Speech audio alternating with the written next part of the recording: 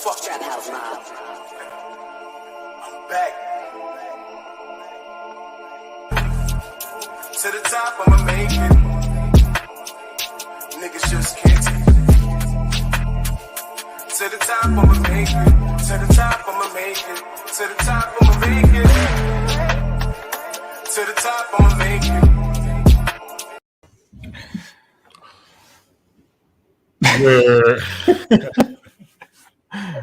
Hey, every time we lose, that's how I come out. I'll just be like, yeah. Rockets? The Rockets? Yeah, that. The Rockets? Yeah. The I don't know Rockets. what is wrong with Harden, but something is wrong with Harden. The Rockets? Don't know what it is. Yo, what's good, everybody? It's Yeah, Nets like, Kingdom. I'm here with we need- Chubb, Saint. We're back again after this loss. If you're joining us right now, the Nets have lost to the Rockets. It was very bad, very bad. Shout out Nets gang. Shout out the chat in the building. It's Nets After Dark. So if you're tuning in, make sure you hit that like button because it's Nets After Dark, especially tonight. Bad loss, but we gotta, this is where we vent. This is where we vent. Let me shout out a few people in the chat, and then we're gonna get into it. Blade, Blade, what's good? Isaac, hey, what's good? Isaac, Raging Tomato, what's up? Hey, JD, hey, what's good? VC1, what's up? Embarrassing, yes, embarrassing. Blues from QC, hey, what's up? Marlon, hey, Marlon ILR, what do you think we are Rockets? Oh, here come the Rocket fans. Here come the Rocket fans. Juke Sensor, hey, Claude Smith, hey, what's up? And Money Man, what's up? Aziz Bello, hey, what's up? Yeah. So again, typical net start. First quarter, we were not good. We were struggling scoring. Cam Thomas had 6. Patty Mills had 6. Eric Gordon, we could not guard Eric Gordon tonight. Eric Gordon was a demon tonight. I don't know. He just turned into Michael Jordan. We could not guard Eric Gordon. One can stop. I've never seen Eric Gordon play like this. No one can stop. Bro, I've never seen Eric Gordon play like this. Like, what was he? Yeah. He was possessed. He was possessed. The refs were helping them out quite a bit tonight, though. Yeah, there was a lot of missed calls. So a lot of missed calls. We couldn't score. Harden was. It's tough to say about. We're gonna get into Harden. I don't even want to get into Harden yet, but the bright spot of this game though was the rookies. I love to see Cam and DDJ was just. I was just bright spots for me tonight. Like I said, I was expecting to win, but when I seen the offense, how the offense was looking first, second quarter, and third quarter, I was like, this is not looking good. Again, Harden. It was like Harden on an island. It was the Rockets versus Harden on an island, and occasional we would get occasional spots from Cam Thomas, occasional scoring from DDJ, and James Johnson was everybody was just Yeah. I can't put my finger on what was wrong tonight, but again, it was just. It's the only people that touched 30 minutes were James, Patty, and Cam, and it looked like Nash was just spreading it out. It was depressing. It was depressing the way we looked tonight. You know what I'm saying? In the end of the third quarter. All right, so we'll fast forward to the fourth quarter because the game was just bad. Fourth quarter, we're down 17, and as a Nets fans, it was struggle. We were struggling to watch this game. Down 17 in the fourth, but the good part is we came back. We cut it to 4 with 5 minutes left, and Harden had a shot to cut it to. I think he had a 3-pointer to cut it to 1, but he missed a step back 3. It was at the 6-minute mark, so we cut it to 4 at the 6-minute mark.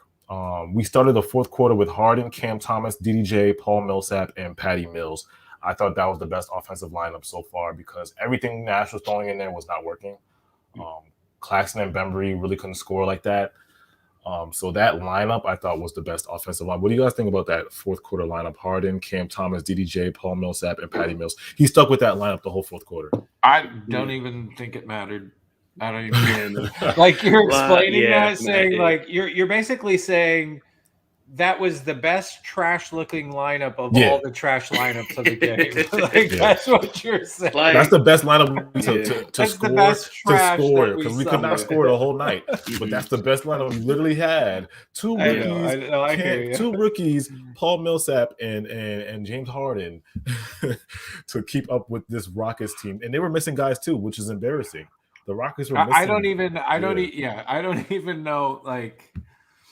Like, listen, like I expected it to be like a tight. I honestly thought it would be a tight game, right? Like, I didn't think we would just like run away with it and blow them out. I figured, yeah, no KD, no LA. So that means some of these younger guys. And I kind of had a feeling like what Nash was going to do. And he gave Blake like 13, 14 minutes. He gave Millsap 18, and he spread Brown out there for 20, Duke for 20. Then he spread it out with Claxton for 16, Bembry for 18, Johnson. Like, I don't even like, I kind of get the feeling like Nash just like said, I don't really care what happens in this game. Yeah. I'm just going to get everybody some run. And he was experimenting, bro. He was just like, you go in. You go in. I'm trying. That's what I tweeted out. And I said, Nash probably got everybody in the huddle today and said, hey, there's no game plan. When I put you in, just play. And try to make something happen. Like, that's the vibe I got from, but I didn't leave. I didn't expect us to cut it to 4. Well, yeah, I expected that to some degree. I that's something they should be doing, but I didn't expect them to like lose this bad. You know, I mean, you were being not punched like the whole game, bro. Yeah, the whole game it was bad until the 4th. We cut it to 4. I'm just tired of people that like when another shitty team loses, like say the Lakers lose to like how the Kings and they're like fully loaded, and we'll sit there and laugh at them and this and that, and it's like, and then we laugh, and then we lose to a crappy team, and people are like, "Oh, here come the overreactions. Oh, it's no big deal. Like the regular season doesn't mean anything." It's like we should not have lost to the Rockets. Like I don't care if KD was sitting.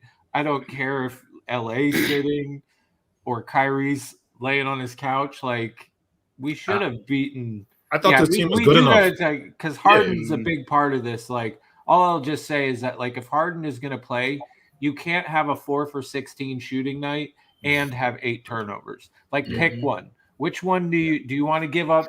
Like don't even get me started because his laziness is so apparent. It's like I feel like he should be running down with the basketball in one hand and just like kind of have a stain on his jersey and like a Twinkie in the other hand.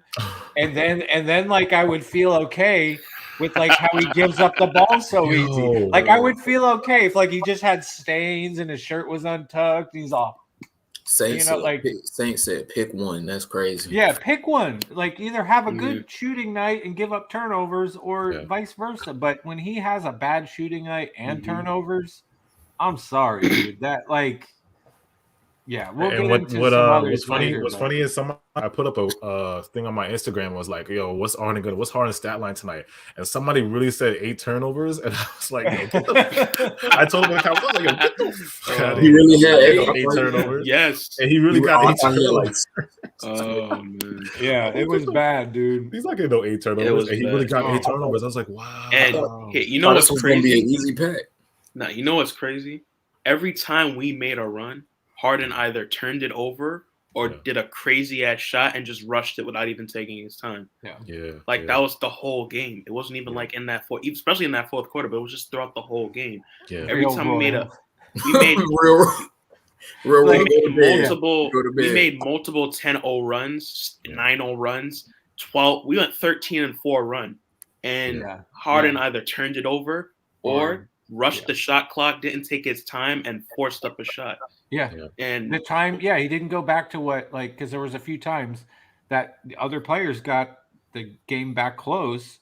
Yeah. And then he just, like, took it in his own hand and, like, always kept killing the momentum. I do want to issue this real quick.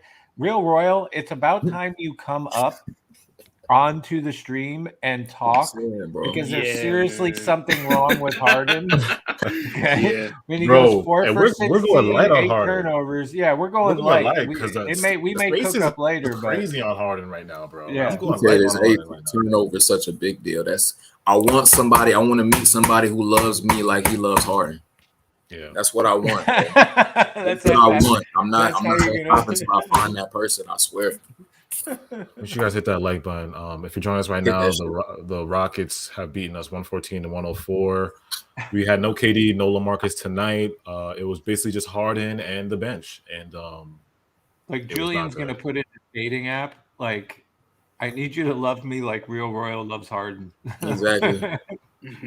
Bro, I can't even. This is the question I have for tonight. why does Harden by himself look better?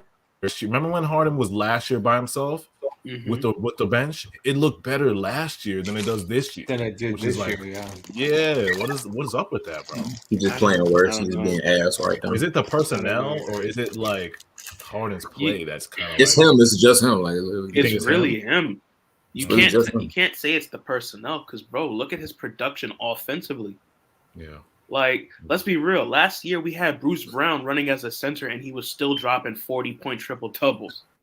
Yeah. So realistically, there's no.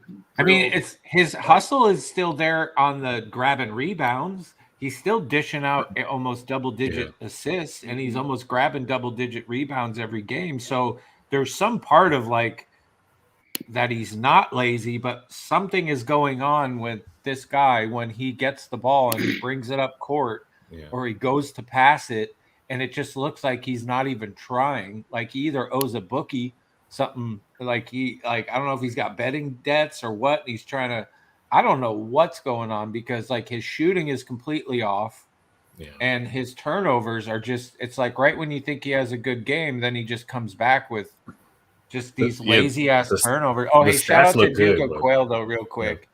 He had a super chat. He says, I guess I'll throw fuel to the fire. Does the 76ers still want Harden?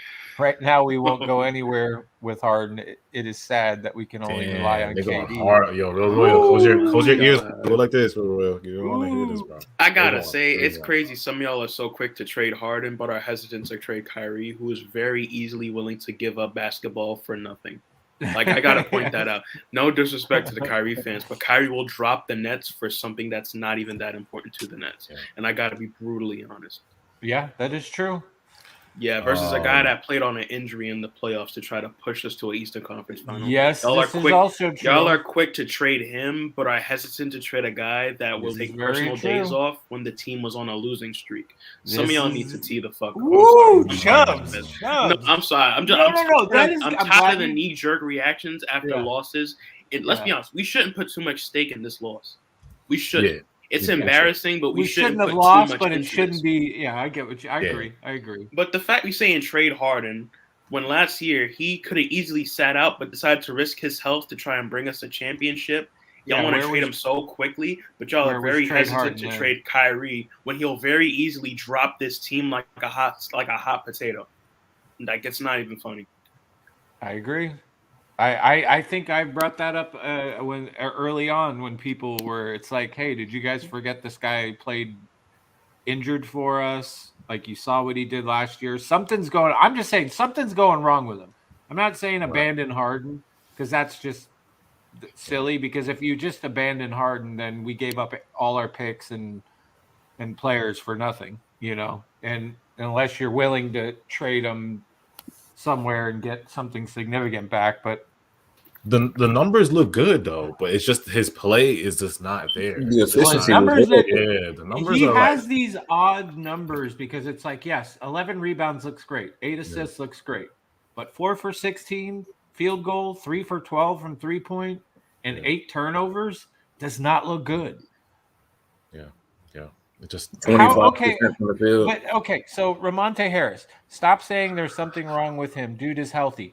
Then please explain what is going on with him. Because clearly, if you look at the games, Ramonte, and you Harden's good. If you literally look at that and think that 4 for 16 is good, 8 turnovers are good, and he's doing that consistently so far this season, and you think there's nothing wrong or off, please elaborate, because something is off with Harden. We all keep saying we want Houston Harden back, or we want the Harden that we had when he came over from Houston. Clearly, he's not that guy right now. For whatever reason, could be hamstring, could be too much weed before. I'm gonna try to play the escape for Harden, right? Because people are gonna say, "Well, he didn't have help," but it's like Cam Thomas gave you 18 off the bench. Paul Millsap gave you 10. David Duke gave you 9. Patty Mills gave you 12. So he's not like he was what I'm saying? Other people were scoring. Yeah. But it was just, and we, like I said, we cut it to 4 in that fourth quarter with 6 minutes left. He had the shot. He had a step back. I mean, I think he could have took a way higher percentage shot. We were down 4. He could have at least went to the rim, get fouled, cut it a little down, but he settled. He was 14 for 16. Yeah, so he settled for that we step know back. We know that he was at least getting to the line, which means to some degree he was. Yeah. He settled for that step back 3 to he can cut it to 1, but like I said, I thought he should have took that higher percentage because that was a big play. Once he missed that step back 3 when we were down by 4, I think Josh Christopher got a rebound and they scored. They went on like a 12-something run and then it was over after. I hate when he does that shit at the end of a game or take it to the rim, bro. I hate that shit. He been doing that lately. Yeah, I'm gonna put a poll up, man. This poll tonight. This poll tonight is gonna. I don't know what Destination is gonna say to this, but this. What is Destination most scared of? I'm gonna put this is the poll tonight. What is Destination most scared of? I'm gonna put up. It's turnovers. I'm gonna put turnovers. I'm gonna put coaching. Who else should be on that list? Chubb, look at Chubb. Like Chubbs, why are you even on camera, Chubbs? Chubbs is on demon. He's on demon. He's like barely there. Tonight, like, why are you even on camera, bro? This is an embarrassing loss. Let me get a light in here. Would you like picking like, what were you doing, bro? What's up? Don't turn around, bro. This is a huge. No, honestly, the Rockets beat the lights were already off. I was watching the game. I just turned my TV off after the game ended. I just look up and it's like I can barely see it in the background. How'd y'all feel about the rookies tonight, though? Cam and DJ. David Duke impressed me a lot. Honestly, he impressed me. I like how DJ came out, bro. This is his debut. I liked how DJ was playing. I know he missed those couple threes, but the cuts, the basket cuts, I was like, he did his thing. Yeah, I like that DJ. And then Cam, 18. I mean, we know Cam's a bucket. That had to be the most inefficient 18. I can't hold it. there was like he was like 4 of 9 at one point. I'm like, what the hell? Oh, he was 7 for 15. Damn, I didn't realize that. Why did I think he was more efficient? Oh, he was 1 for 5 from 3. He was 1 from 3. Yeah, I mean, he was doing what he could though. He was 7 for 15 is like almost 50. I will say this about David Duke Jr.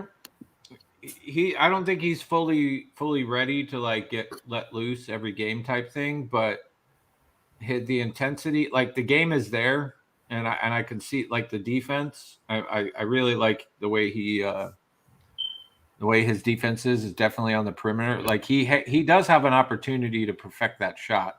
Yeah. So I think definitely next year you'll see him take a leap, hopefully. But I like what I saw because it's something to look forward to in the future. Granted, they're not going to get all that playing time this year, but there's enough there where I'm like, okay, I can't really complain. I expect Cam Thomas to shoot 7 for 15. I don't expect him to be a high percentage, efficient scorer. He's not going. I doubt he's ever going to be a super efficient scorer, in my opinion. He reminds me of a guy that's just going to take a lot of shots and score a lot of points at some point. But I do like that he's getting more comfortable, especially what I like is when he kind of gets in trouble a little bit. Yeah. Or he seems to activate this escape route, and he always does some crazy shot and he makes it. Yeah. And that's a good thing to see, especially it looks like a guy that you can rely on in the crunch time, honestly. And I feel like that's only going to get better. I had zero complaints because you kind of knew what you're going to expect. But I will say this, though.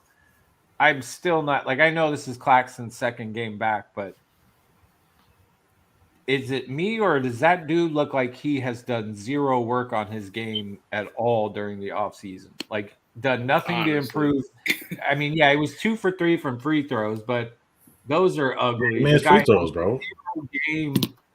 No, but he has zero game around the basket, bro. Unless he's literally he doesn't have a post up. But that's what I was telling somebody on my Twitter. I was like, how is Amari Stoudemire not working with him? We have one of the greatest power forwards in history, whatever Amari was, one of the greatest post up forwards in basketball history, and he's not teaching Claxton post moves. I'm gonna tell you this: he's too busy traveling Europe to actually coach the big men on this team.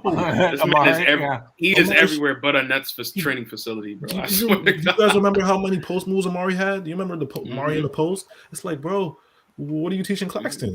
You've seen him on the Suns and Knicks. He got the post bag. Like, oh, he has the post bag, like one of the greatest post bags. But I'm like really shocked. Like Claxton can't post up. Shout out to Midnight. Clark spent more time on his hair than his game. Honestly, I mean, listen. Yes, Patrick.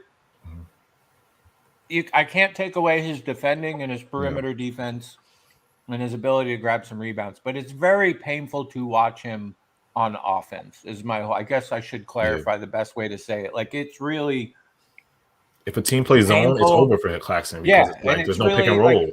Like, he gets I've seen him. How many times you saw tonight? He would get the ball in the paint, and he wouldn't know what to do with it. And like his ability, unless he gets a running start with the ball, or somebody lobs it to him, or literally just hands it to him under the basket, he has no. It's almost like he goes, "What do I do?"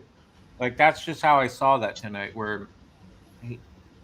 And it's not like the dude doesn't have the speed. It's just. But the thing is, we don't really. Well, for this game, we needed Claxton to play offense. But in general, we don't use Claxton for offense. Yeah. We use him for what I'm saying. That's LaMarcus. LaMarcus is the scoring center. Claxton is the defensive center, basically. That's what I'm thinking. What Steve Nash is going to do further, in the future. I feel like if Steve Nash knew he was going to sell on this game, because I really feel like he didn't care what happened in this game. Yeah. Just from looking at the players, I really wish he would have brought up Kessler and Sharp for this game. He gave Duke a shot. Kessler and Sharp would have played. Yeah. This would have been a perfect game to pull those guys up and let them play. And the Rockets were young. I mean, at least like when Harden was on the floor, it would hurt us at times because like the young guys were the guys who really kept us in the game, in my opinion. But like you have that, and you have Cam Thomas, you have Sharp, you have Kessler Edwards. I'd rather see that than us just relying on Harden to do everything with no space. Yeah, the spacing was really bad. Once I saw the starting lineup, I was like, "Oh, the spacing." And that's why it's like Harden played really bad today. But I don't know what you want. I don't know how much you want him to score. Like he settles for step back threes. There's a reason for that. He can't get to the basket because there's 6 people in the paint, and there's not even like you can't really like that's. I think that's like a little bit too much because like if he's driving to the basket and he has nowhere to go, what is he supposed to do? I mean, you can kick it out. You can kick it out to Patty Mills, who hasn't made a shot the whole game. I mean, that's your own. The only other shooting threat was he had Patty Mills, he had Cam Thomas, but like Patty didn't have a good game. Cam Thomas was okay, I guess. But Rage, let me count you with this, right? Look back at that Suns game last year, right? Leading up to that game, we did not like our role players. Our role players weren't that good at shooting threes. We were literally asking to trade Shamit. We were literally asking to trade half the damn bench. Like our bench players were ass. Yep. And Harden still put up the production to help us win. That's what I was asking. Why does Harden look better last year with the bench? I will say this is like even with the Suns score, even with like the Suns game last year, the bench did keep us in that game too. Like they helped us come back. And the thing is with that, Harden was doing really good at getting to the basket that Suns game. But he had shooters around him. Mm-hmm. You can have shooters that aren't shooting well, but they'll still get the respect they deserve, and they won't just leave them open. I don't remember anyone just leaving Shamit open. We don't have no shooters like that except for Patty. Super chat. Duke Quail just said, "I'll take whatever Saint was drinking after the loss." Real quick, Rage OJ Mayo Films is coming at you. Says, "What are you rolling your eyes at, Cam? For he's literally our best player." Oh my god! What? Where's the troll music? Somebody play the troll music. I mean, you see his name. OJ Mayo Films, bro. What is that guy even still? Is that guy in the league? Yo, what happened to OJ Mayo? Oh my he got probably OJ Mayo. Is this OJ Mayo? This would be awesome if this was really OJ Mayo. OJ Mayo, bro. Right, what happened to you, bro? I put up a poll. What are we most afraid of? So I put turnovers, coaching, Harden's poor play, and playing good teams as the 4 choices. Nets Nation said 58% is Harden's poor play. Second place is coaching, and then turnovers and playing good teams is tied right now. So I guess keep it a buck. I don't know how you can blame coaching. It's like, sorry to interrupt, but I don't know how you can blame coaching when your star point guard is performing the way he is. Let's keep it a buck. The way Harden is, how can you blame Steve Nash? Mind you, he's now having to work around Harden, like suddenly becoming inefficient, like he just can't score. He has to work around that. So now you're asking guys to do way more. Simply the fact that your starting point guard can't score for shit at the moment. Yeah, I was really after that way. After I remember when they asked Nash, why are you playing KD so much? And he was like, well, we're gonna lose. Now I know why. Now I know why KD's playing so many minutes. No, and it's crazy too because you will have Harden and with this team right now. You can have Harden and all the other guys. You will still probably lose the game no matter what team you're playing. If you don't have Kevin Durant, this team is not built. You cannot just play Harden. You can't do it. You need everyone you can get, bro. Besides Harden, I mean, who else you have to work with? I mean, you have Patty Mills, obviously. You have Cam Thomas, but like Cam Thomas is a rookie. Some people want this dude to do everything. You want, bro, just get Cam Thomas in there, bro. He's gonna get us a bucket. Yeah. This game, like, bro, like I said, like it was concerning to me. Like I'm not like panicking because we lost, but it's concern. I'm worried because we really got punched by the Rockets, a team full of rookies and young. I mean, we got guys. Oh my gosh, I'm just watching this dude Amani Brooks or whatever just fucking pull from the fucking half court. Eric Gordon scored dirty. What's his name? Christopher Duncan. Javon Carter got dunked. It was this game crazy, bro. What's his name? Josh Christopher. Josh Christopher. He was like 6 for 6. That dude was crazy. Okay, so what? Again, I will ask the question: what is wrong with James Harden? And Real Royal wants to offer is defense, like making excuses, like give us a legit, like what is? He almost got 40. He didn't have 40 this game. He's talking about an old game where he had 36 and he shot like 25 from the field or whatnot. Like, no. It's not always about numbers, bro. It's not always about numbers. I remember those. I remember that game, bro. He was like 19 of 20 on free throws. I remember that game. I do remember. Yeah, but he shot horrible. He had like I think a triple double, but it's just like shot like 25 from the field. Like can't shoot 25. Even Harden would tell you, Real Royal, that he didn't want to play like this against the Rockets. I mean, he's still against his old team. He would want to have 48, 11, and 10. He's still like honestly, I don't know why, but he's still just really not like. And I'm not even trying to give an excuse, but he still just doesn't look like he's in shape, bro. It's like if you look at pictures of him, like from last year, it's just like he just looks like. And I could tell, like usually by side profile, like I can tell by like the arm that like he's not like in shape. Like I don't know why he's been playing for like a quarter of the season, but he's just not like he looks slow as hell. His first step is suspect. It seems like it's going. It's like I don't know, bro. No, but I will say this: like even with space, Harden will try to drive by someone, but what does he do? He just bumps right fucking into them. And he can't get them. He just bumps into them. And I'm gonna give Harden a little slack this game because he was getting doubled a lot. And when he was passing the ball out, it's just that he no one can really make a shot. You know what I'm saying? Besides him, DDJ, and that's about it. Everybody else was just no shot. DDJ getting runs today was actually crazy. Like this dude wasn't even hurt, and this dude pulled up in street clothes the game, bro. Like he wasn't even hurt. He just knew he wasn't getting it. I didn't think he was gonna play at all. I was like, for the people saying that, like. This guy's saying, bro, stop the excuses, dude. He looks like he's in shape. I'm not making excuses. Do we think he's just lazy? Do we think it's just straight laziness? It's a combination of things. I'm not making no excuses. It's just, he just doesn't look this way. I think with Harden, he's driving in, but I don't know. He's driving in, but I don't know. Like he's just not converting. I think he's not doing his usual moves to convert. All right, here we go. 78. Harden is playing conservative. He doesn't have the first step anymore. He's playing on two bad hammies. When did he get a second bad hammy? His hamstring is not bad. His body has always been husky, even bad. Yeah, and I'm not. Yeah, he has always been a little portly looking dude, but he was, bro. You can tell two bad hammies. Where did the second bad hammy come from? Bro, he was a short, a husky guy who had like a 36-inch vertical or whatever. Kern Elliott coming at AJ. AJ, stop making excuses for Harden. He gets no pass. I gotta say this though, y'all. Some of y'all gotta be realistic, bro. If you give Harden no space, you expect him to play at an all-time level. Look at all these clips. He's getting doubled in all these clips. He's getting doubled. He's getting blitzed by the whole team. Yeah, but like you can just drop on Harden and be like, oh my god, who's in the corner? I mean, like, superstar players do get doubles sometimes. I mean, he could find a better way to do it, but I don't expect him. This person just say Harden's in playoff form. Damn, they go. But nah. But on that doubling thing, I think that's an excuse too. Harden's been doubled way more over his career. Like every superstar has like been double before. It's like now does that play a factor? Okay, but like it doesn't like 25%. Like come on, bro, you could have scored like if you would have scored 5 more points and shot like close to 50, we probably would have won. So it's like it's not even. And I'm not even gonna lie. When Harden gets doubled, sometimes like when he gets doubled, he just sits there. It's not like he tries to maneuver out of it or tries to. Oh, he don't cut. Yeah, Harden doesn't cut or nothing. Yeah, he doesn't cut after he's doubled.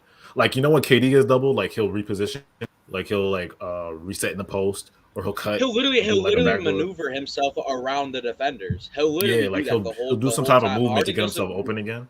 Harden is the king of getting the ball and standing still. Yo, the chat is. I mean, listen, people. I mean, listen. At the end of the day, so far this year, Harden has consistently had an okay shooting game.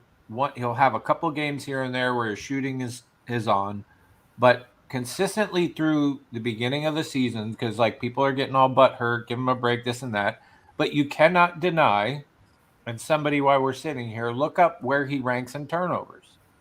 I think he's number 1. I'm telling you, with them. So that is a huge factor in his game right now. There's something going on with, and 9 times out of 10, when we watch these turnovers, they look like lazy passes. They look like lazy choices. Some of them are. I will give him this. That some of them are crappy no calls by the refs because tonight was a perfect example of. Literally, if you watch the game, the Rockets were getting all the calls they wanted. Like they called a flagrant foul on Claxton because the shooter came forward and like Claxton was like a foot away from him. But because the shooter went forward and touched his foot, Claxton got a flagrant. We go all the way back down the other side and the same thing happens against the Rockets. And the guy is the same thing to like James Harden, no foul called. And they just move right along, and Harden almost hurts his foot. Like so, I will say some of those turnovers are related to no calls from the refs. I will give him that, but there clearly is something. Whether you want to call it hamstring, whether you want to call it out of shape, at the end of the day, like something is off with James Harden. He's always been a pretty high turnover player, though. Like it's really his scoring. Yeah, but the rule change like makes people play him more physical and with more confidence, and when you combine that with the fact that for some reason he because what other reason would he not have his first step? I mean, unless the injury would be deeper than he's letting on, but it seems like he's cool, like so it's like what other reason? Well, I mean, but he's not scoring. If he was scoring the way you're supposed to, you could deal with those 3. Well, hey, Isaac, I know you're a Rocket fan, but your dumbass Eric Gordon was the one that got those technical fouls. Yeah, the Rockets were beating themselves in that fourth quarter. It was Eric Gordon, low-key almost. Dude didn't know how to shut his mouth. Almost Eric Gordon almost let it slip away, bro. Like, oh, the Rockets about to beat that was themselves. all on Eric Gordon, but the refs called a crappy game, and even the announcers were on there saying, "Wait a minute, how did that get called, but that not get called on Harden?" But I agree with you. I mean, Julian, because it does. People are playing him harder. They are hitting him. They are bodying him up. The refs are not calling it as often as they should be, in my opinion. But at the end of the day, Harden has to figure it out because if he realizes he's not going to get the calls, like complaining about it all the time is not going to help him. Exactly. He's got to adjust. When Harden tries, when Harden just plays aggressive and he just tries to go to the basket, that's when he'll get his foul calls. Like that's all. Like Harden's gonna get way more points if he just drives to the basket. Like he'll be able to get his points. Like no matter if the shot goes in or not, he'll get a foul call. It'll happen as long as he's not flailing his arms. Yeah. Since we're getting inundated by Rocket fans, says y'all full of excuses. All right, Rich Base. Since you seem to be no. I just got to ask one. I want to hear his response in there. let's hear your expert opinion, NBA breakdown of what's going on with James Harden.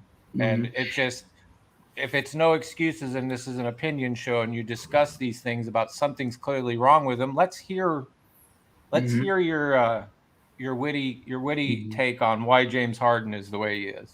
I've been saying it's no excuse for him to not score good. It's just I'm just calling it like it is, just talking about the reason.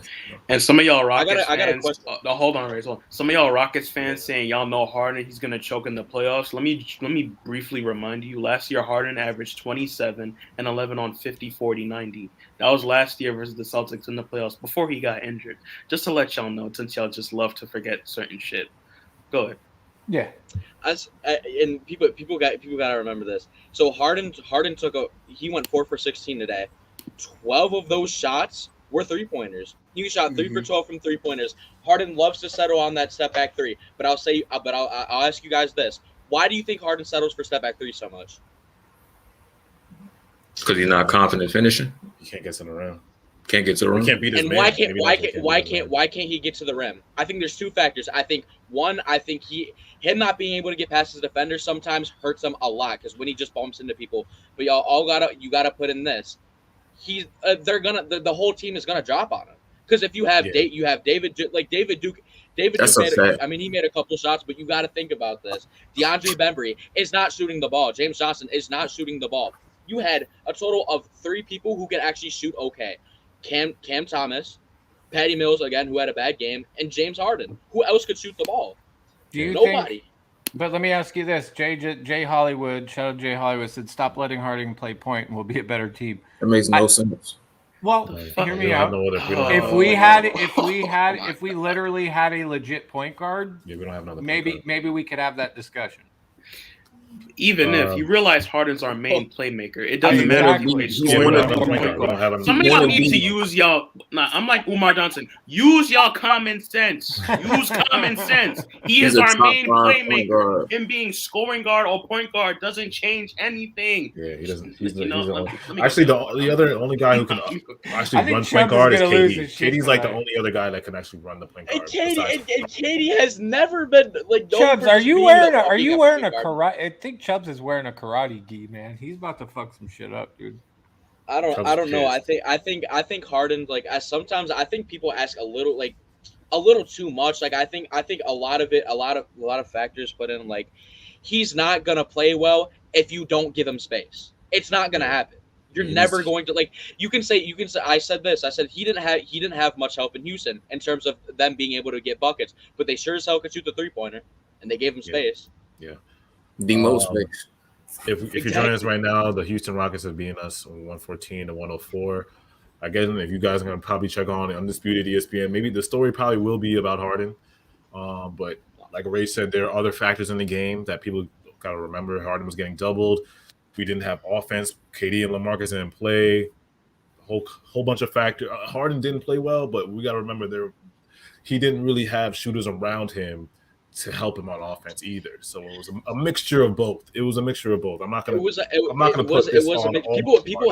People say, and then some people say like it's Harden is the reason why we lost this game. Like I don't think I think it's kind of stupid if you say that in my opinion. Yeah. But this is the only shooters you had in the game were who was the only people? Patty Mills hit 3 3-pointers. Yeah, and there was only 2 other players who hit I'm sorry, but I have to push back, dude. I get what you're saying, but Harden is a big reason why we lost. Y'all gonna put this whole loss on Harden? Just no, but he's a big part of it. I'm not saying he wasn't a big reason. I'm not saying he wasn't a big reason. I'm just saying it's not all of his fault. I'm not saying it's all of his fault. No, yeah, I'm not saying, but Harden is a big reason why we lost this game. And I'm not disagreeing. I'm just saying it's not all of his fault. I can't put it 100% on him. He is not 100% responsible for this loss. And if you say that, I can't say 100%. He's not 100% responsible, but he played a part. Yeah. He played a good part. I think every Nets fan and every non-biased fan and everyone in this call right now can agree that is that's exactly what happened. He was definitely we just gotta what happened, but it wasn't like all of his fault. We got to accept that how Sean Marks built his team was defense first. Right. So it's like we're not the shooters on the bench no more, bro. It's defense first, lock in guys first. Do you know what thought I had earlier, AJ? I mean, today when I was watching the game. Yeah. And I mean, straight up, this team makes sense the way it is designed if we had all three players. We have all three players. Right. It's acceptable. But now we're getting exposed because we have no Kyrie, we have no Harris. Yeah. KD was out tonight. Then obviously LA. But like when you look at this team as a whole, if we had everybody that's assigned and is getting paid on the court, yeah. It wouldn't look like this. It wouldn't look like this. Yeah. But when you remove, unfortunately, the way they constructed the team this year is that when you remove one or more of the big three, it's going to look ugly. And it is. Like even this year without Kyrie, and yes, we've been winning. And somebody was talking about it the other day where it's like, yes, we have this record, but this is some of the ugliest basketball I've ever seen. Bro, it was ugly tonight. It's like, I mean, but it's not was, even, but not even tonight. Just in general, even in the games we win, it's ugly basketball, bro. Like there isn't no beautiful, like I remember passing, ball movement, flow. Shout out Matt Brooks. He said it in a tweet. He was like, literally every Nets game is the same. We start off really like trash, and then KD warms up in the fourth quarter and saves us. He's like, I feel like I'm watching the same game every night. And I'm like, yo, it is like a formula. Like it's starting to become a formula every night. Can I? Yeah. It's crazy because we were down by like a lot of points. I guarantee you, if KD's here, we win this game. I guarantee it. I guarantee it. But it just shows you how important. KD not playing the whole 3 quarters. But here, if KD not playing the whole 3 quarters, he comes up in the 4th quarter and we win the whole game. I'm telling you. But even if Rage, we still should have won even with no KD. Yeah, that's the sad part. We still should have won even with no KD. Should have beat this team without KD. Yeah, I mean, at the end of the day, we didn't need KD for this game. We really didn't. This is not the end of the day. It's not the worst, but we should have won this game. It just. But the thing is, just like. I think even with like if you take KD away from this and you still have no Joe Harris and you still have no Kyrie Irving, I don't care with the way this team is with Harden and the rest of the guys, you're not winning against any team. You're not doing it. It's so easy to expose what our team is because you have 3 total shooters: Harden, Patty Mills, and Cam Thomas. Ooh, that's a good one right there. The fact that we need KD to beat the Rockets when we have Harden is still unacceptable. Yeah. I will agree. It's not the same. It's not Harden. It's not James Harden. It's a different version of Harden. Dude, what is this? We got a new Saint in here. What is this, man? Saint. It's football. It's football. It's football. First is Black Saint, and now it's Saint. No, it's a football. He's got a Saints player there. Oh, you got a Saint. I was getting all excited. I thought I had like a big high. No, the Saint high is real, bro. The Saint high is real. I thought I had a Saint stand, dude. I thought I had one. I thought I had one. All right, so I want to get into the topic of, before we answer questions, I want to get to the topic of the decline of Bruce Brown. What has happened? Didn't I ask you yesterday? We need to talk about this. Didn't I ask yesterday? Hey, I asked yesterday on the stream, how do y'all feel about trading Bruce Brown for a scorer? Get him out. I hate saying this, but because I really liked him last year. It's time for him to go. It's time for him to pack the bags and go. I'm trading Bruce Brown. Yeah. Get me a shooter. Oh, bro. Oh, my gosh. We need shooting so bad that Bruce Brown's defense doesn't even matter anymore. It doesn't. You need shooting. I don't love going off on Bruce Brown. I watched this man throw an air ball and it just like hit the other side of the backboard. Oh my god, this dude takes at least 3 floaters a game. They all airballed. Every floater did not come close to going in. Every floater he took. And he took I guess who's in the house. Oh, Glue Guy. Shout out to Glue Guy. Look what he said. Damn, Julian. Damn. Glue Guy. I thought you were going to change that, bro. You can hear it. My door is closed. You can really hear it, bro. Yeah, dude. Yes. Still hear it, bro. Damn, that's crazy. It's loud. No, that motherfucking smoke detector is in your room, bro. No, it's not. I swear, it's right outside my door. It really is right outside my door. You know what's crazy?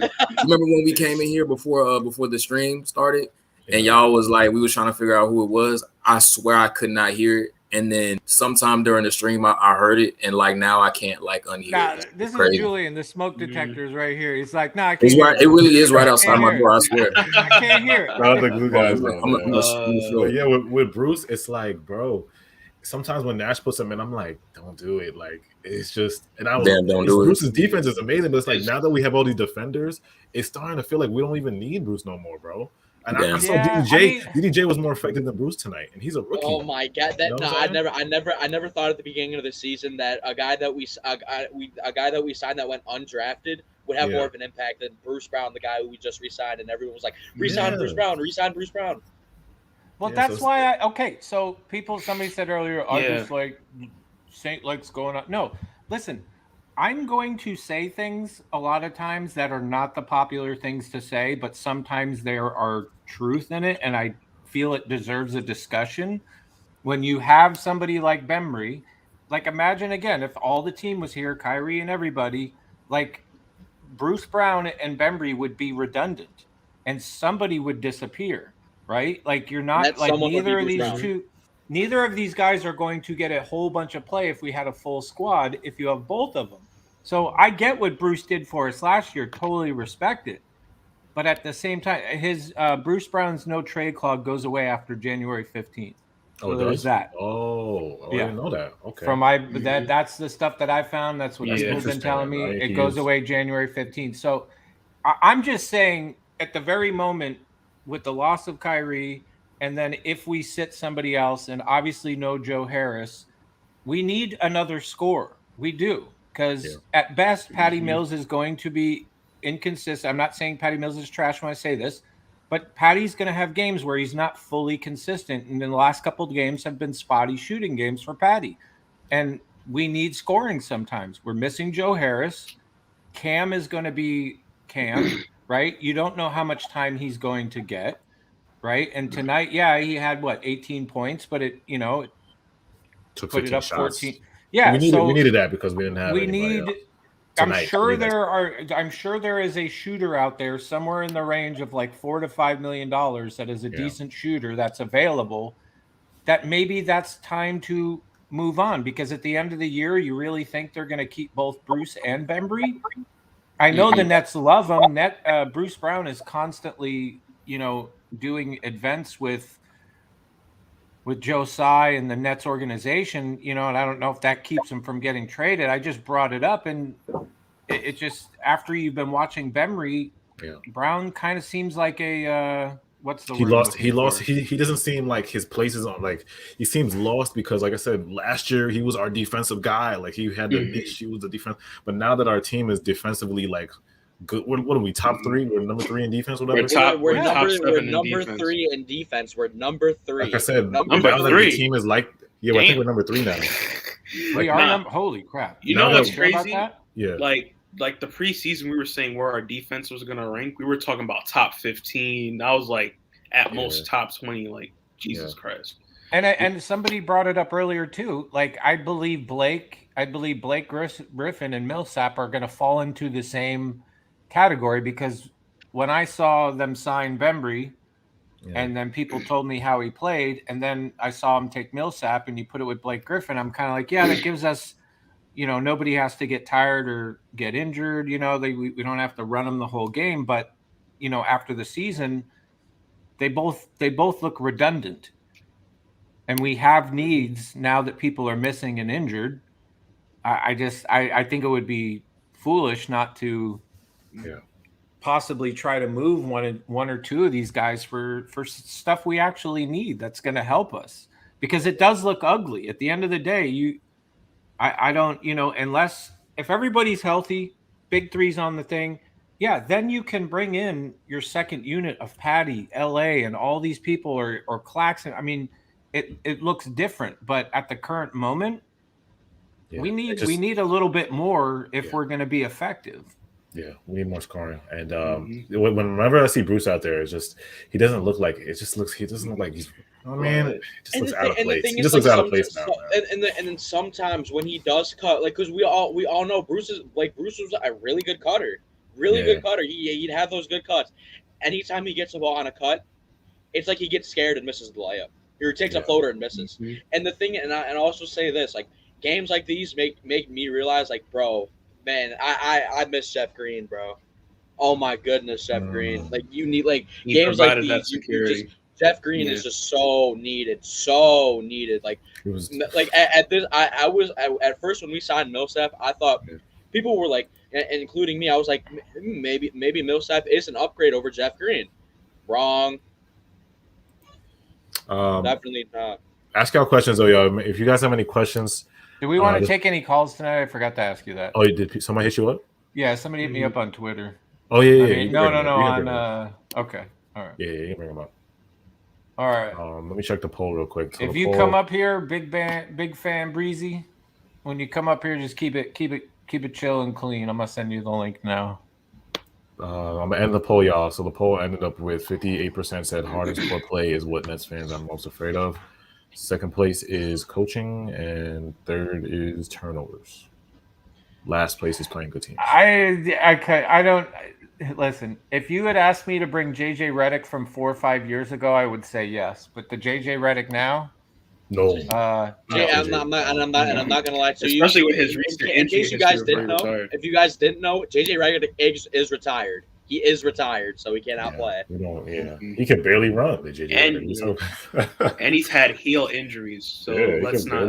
I just kind of shook my head when I saw Bruce Brown take 3 chances at an open basket to just lay it in. Oh my gosh! I was kind of like, when I saw that, I was kind of like, that's a damn shame. I don't know what's wrong with I'm done.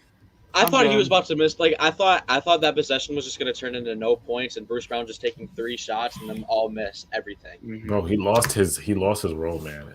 Brembry just took that over, and like I said, I watched DJ come in, do everything that Bruce does, and he made hit a 3.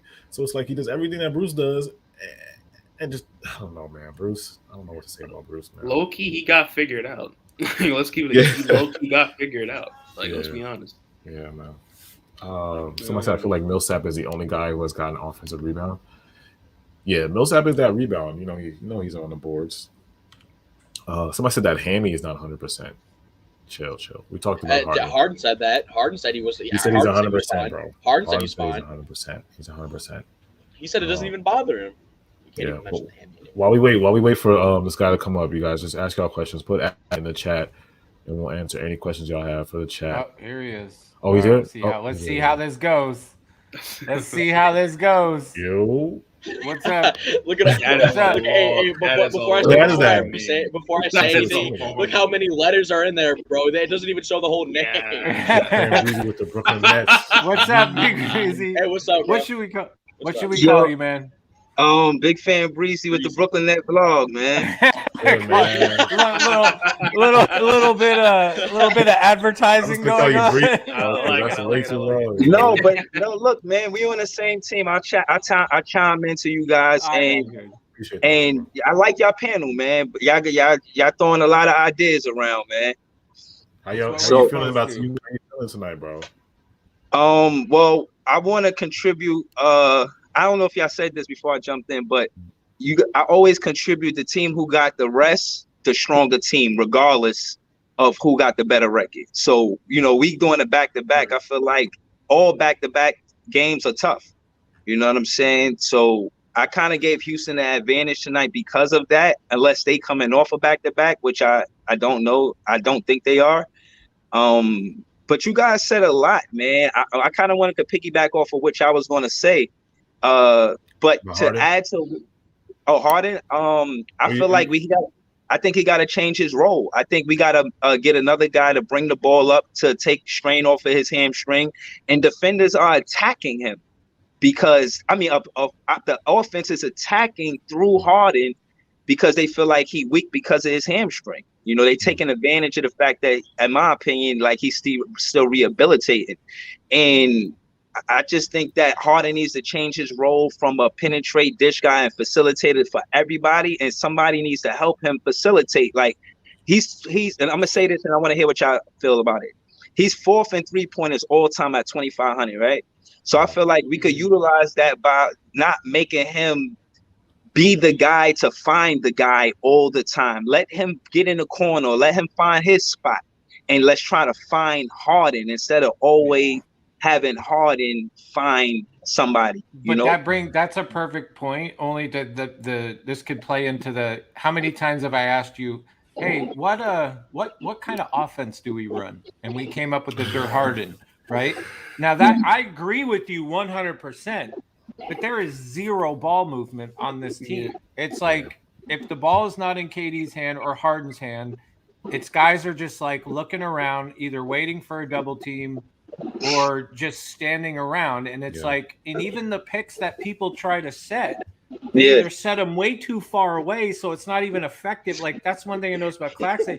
Clax kept setting these weird ass, like, too far away past the 3-point line. Like, we don't even really do that well. And it's like, I agree with you, but we don't really have anybody else. Now, I would agree with you if say, because Kyrie can bring up the ball. Yeah, and I'm sure that would happen, and that might change some of that. But we don't. We could do KD, but KD already done. So it's like, KD, like I said, I told you before, KD is the second playmaker on this team because everybody else is a playmaker. KD's probably the second one to Harden, and like I said, he's already doing so much with the scoring. I don't know if we want to like give him more responsibility. Like, I mean, he does sometimes when you see when he Harden goes to the bench, KD runs point. Sometimes you'll see that like once in a while, but I don't know if we should. But people are saying in chat, is there a problem with Patty being the ball controller? Patty's not a point. It's hard to say. He's not a playmaker though. He's not a playmaker. But I'm asking. I'm just asking. In my opinion, I don't think Patty. I've never really seen Patty try and set up somebody. I've never seen. Right. No, but the only thing I think he do well is play with Aldridge. Like him and Aldridge have a chemistry. Yeah, that's a good point. He plays like a good point guard with LA. Patty's an off the ball guy, bro. I'm not even gonna lie. What I know, like is like he'll have the ball. But watch Patty in LA how they play the pop and pick and roll. Yeah, but that's because of their experience. This is the third team they played together with each other, you know? Yeah. They play Portland, Spurs, and now Brooklyn. So they have a chemistry. But y'all make a valid point saying that guys are standing around. You know, I shy away from trade talks as much as possible, but I guess we got to be open to it. You know, I'm hearing Miles Turner for Nick Claxton. How y'all feel about that? Rage, what you were going to say something before Big Fan got in there. What were you going to say? Sorry. No, you're good. You're good. No, you actually mentioned it after I was about to talk, but the thing is, like, whenever Patty Mills like is a really good point guard is when LaMarcus Aldridge is on the floor, which what he'll do, and so run to the paint and he'll kick it out to Aldridge for an open mid range or an open 3-pointer. Yeah, they got chemistry, man. And I heard y'all talking about Bruce Brown too. Y'all don't like Bruce Brown no more? It's not that I don't like him. I just think when you have Bembry and Brown, it's redundant. And quite honestly, Bembry is doing better than what Brown did. I mean, because if you look at them, they're not being asked to do anything. Like, they're essentially playing the same game. Grab rebounds, hustle, play defense, take it to the rack, hit an open shot once in a while. I mean, they're not doing anything different. I'm just looking at value on Bruce Brown's, like, because quite honestly, if I give you the option right now, Big Fan, to start Bembry or Bruce, who are you starting? I'll probably start Bembry. Exactly. Bembry, and I have a feeling Bembry is going to be like that the whole year. So I'm just saying, if we're in a deficit of needing a score, and that was my whole point of bringing up Bruce, and did even mention Blake Griffin and Paul Millsap, it's like you have two players in two positions that are relatively the same that make things redundant. And we have a need right now that we clearly don't have because of no Joe Harris and no Kyrie Irving. We need scoring. What about the Kessler Edwards and Day'Ron Sharpe? You think they could help with scoring, or maybe not? Not the way we need it. No, not right now. We can't rely on them. They're rookies, bro. You can't because the thing is, like, you're gonna when you don't have Kevin Durant, you don't have Joe Harris, and you don't have Kyrie Irving, those guys can't sit in the corner, and you can't rely on them to take a three. You can't do it. That's what you need. That's what you need in a game like this. You need people who can just sit in the corner to make a three. Shout out Evan. Evan said that's why we should have kept Mike James. Oh my God, Mike James would be so lovely right now, bro. I would love Mike James. I don't know, dude. After in hindsight, Mike James was not. Bro, I mean, come on. You remember how good it was? Dude, Mike James. Listen, I do, but Mike James would not be solving any of our problems right now. No. I'm just saying, like, it would just be good to have somebody else but Harden to run the point guard. I'm just saying because Mike James was a great point guard for us, man. I'm not saying he would save us. I'm just saying, like, it'd be great to have somebody else, distribute, play make, get people open, set people up, besides Harden. And you don't think? What about Cam Thomas? You don't think he could take that role? It's too much for him now.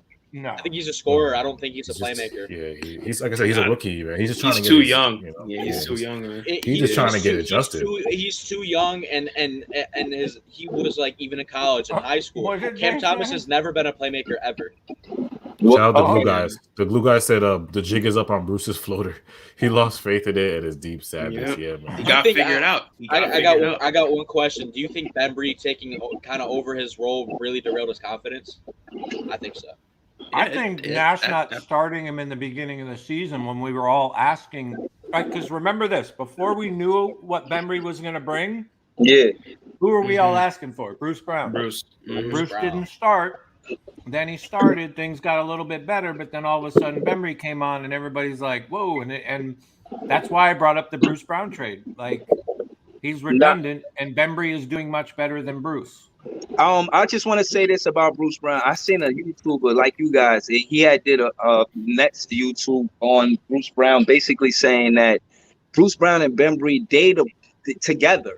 They're the reason why our defense got better because they know how to. And he showed the statistics to it, where he explained that since they've been guarding the perimeter, our defense is way better. And I agree because it's not because the paint defense.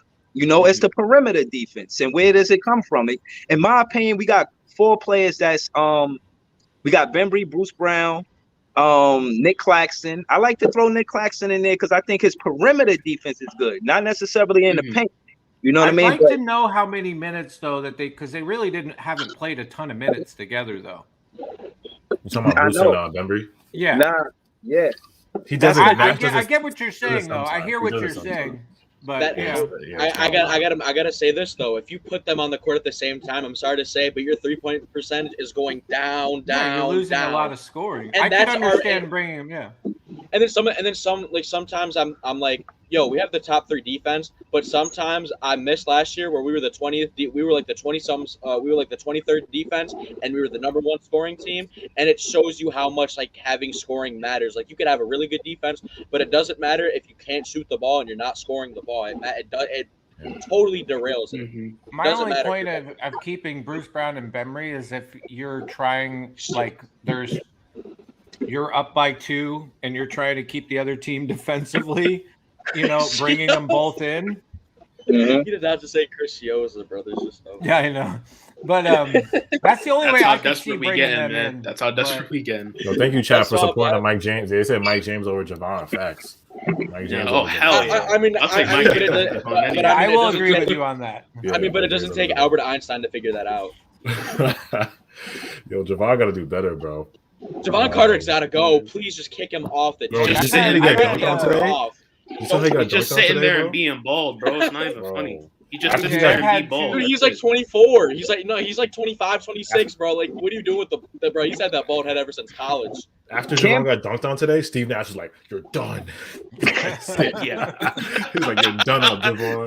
That was the cutoff. This is dead. I just seen DDJ was in like the whole time. I never seen Javon come after that. After he got dunked on by what's his name? Kmart Jr. It was Kmart Jr. Right? Kmart Jr. Yeah. I do want to put a little pause in. Everybody's like, "I want the old squad back last year." No, we don't want the whole. I'll take one of these guys as a score. Like, see, that's my point I'm trying to make.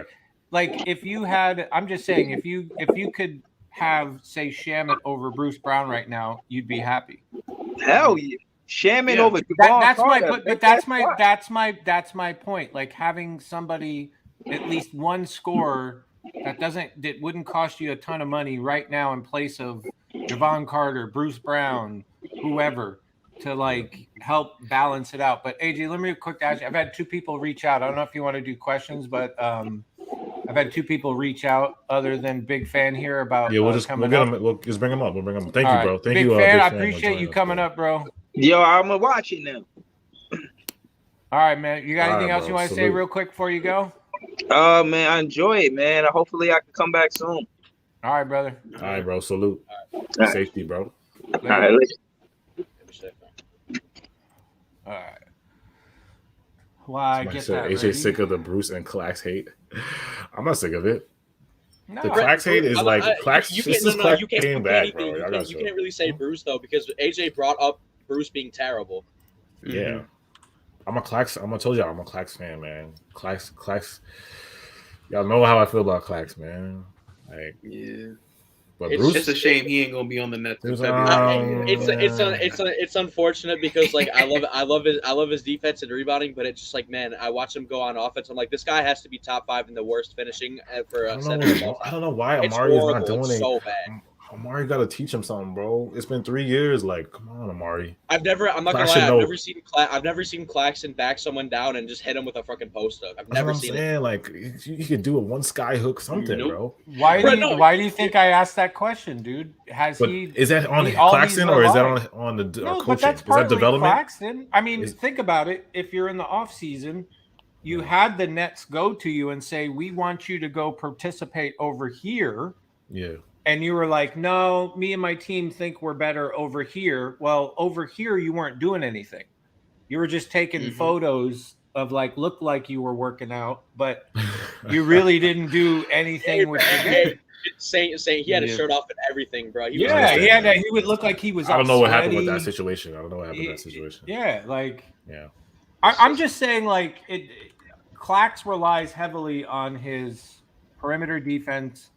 And I will give him the rebounding, but outside of that, it looks like a couple little nice alleys today. A couple little Harden. I'm not even. Listen, but that's my point, dude. Don't forget the one where Harden threw it up to him and he completely botched it. It was horrible. Yo, chill, bro. It was horrible. He made 2. He had James Johnson do one and Harden do another one. And I know, but how many times have we discussed again without somebody giving him the ball up there?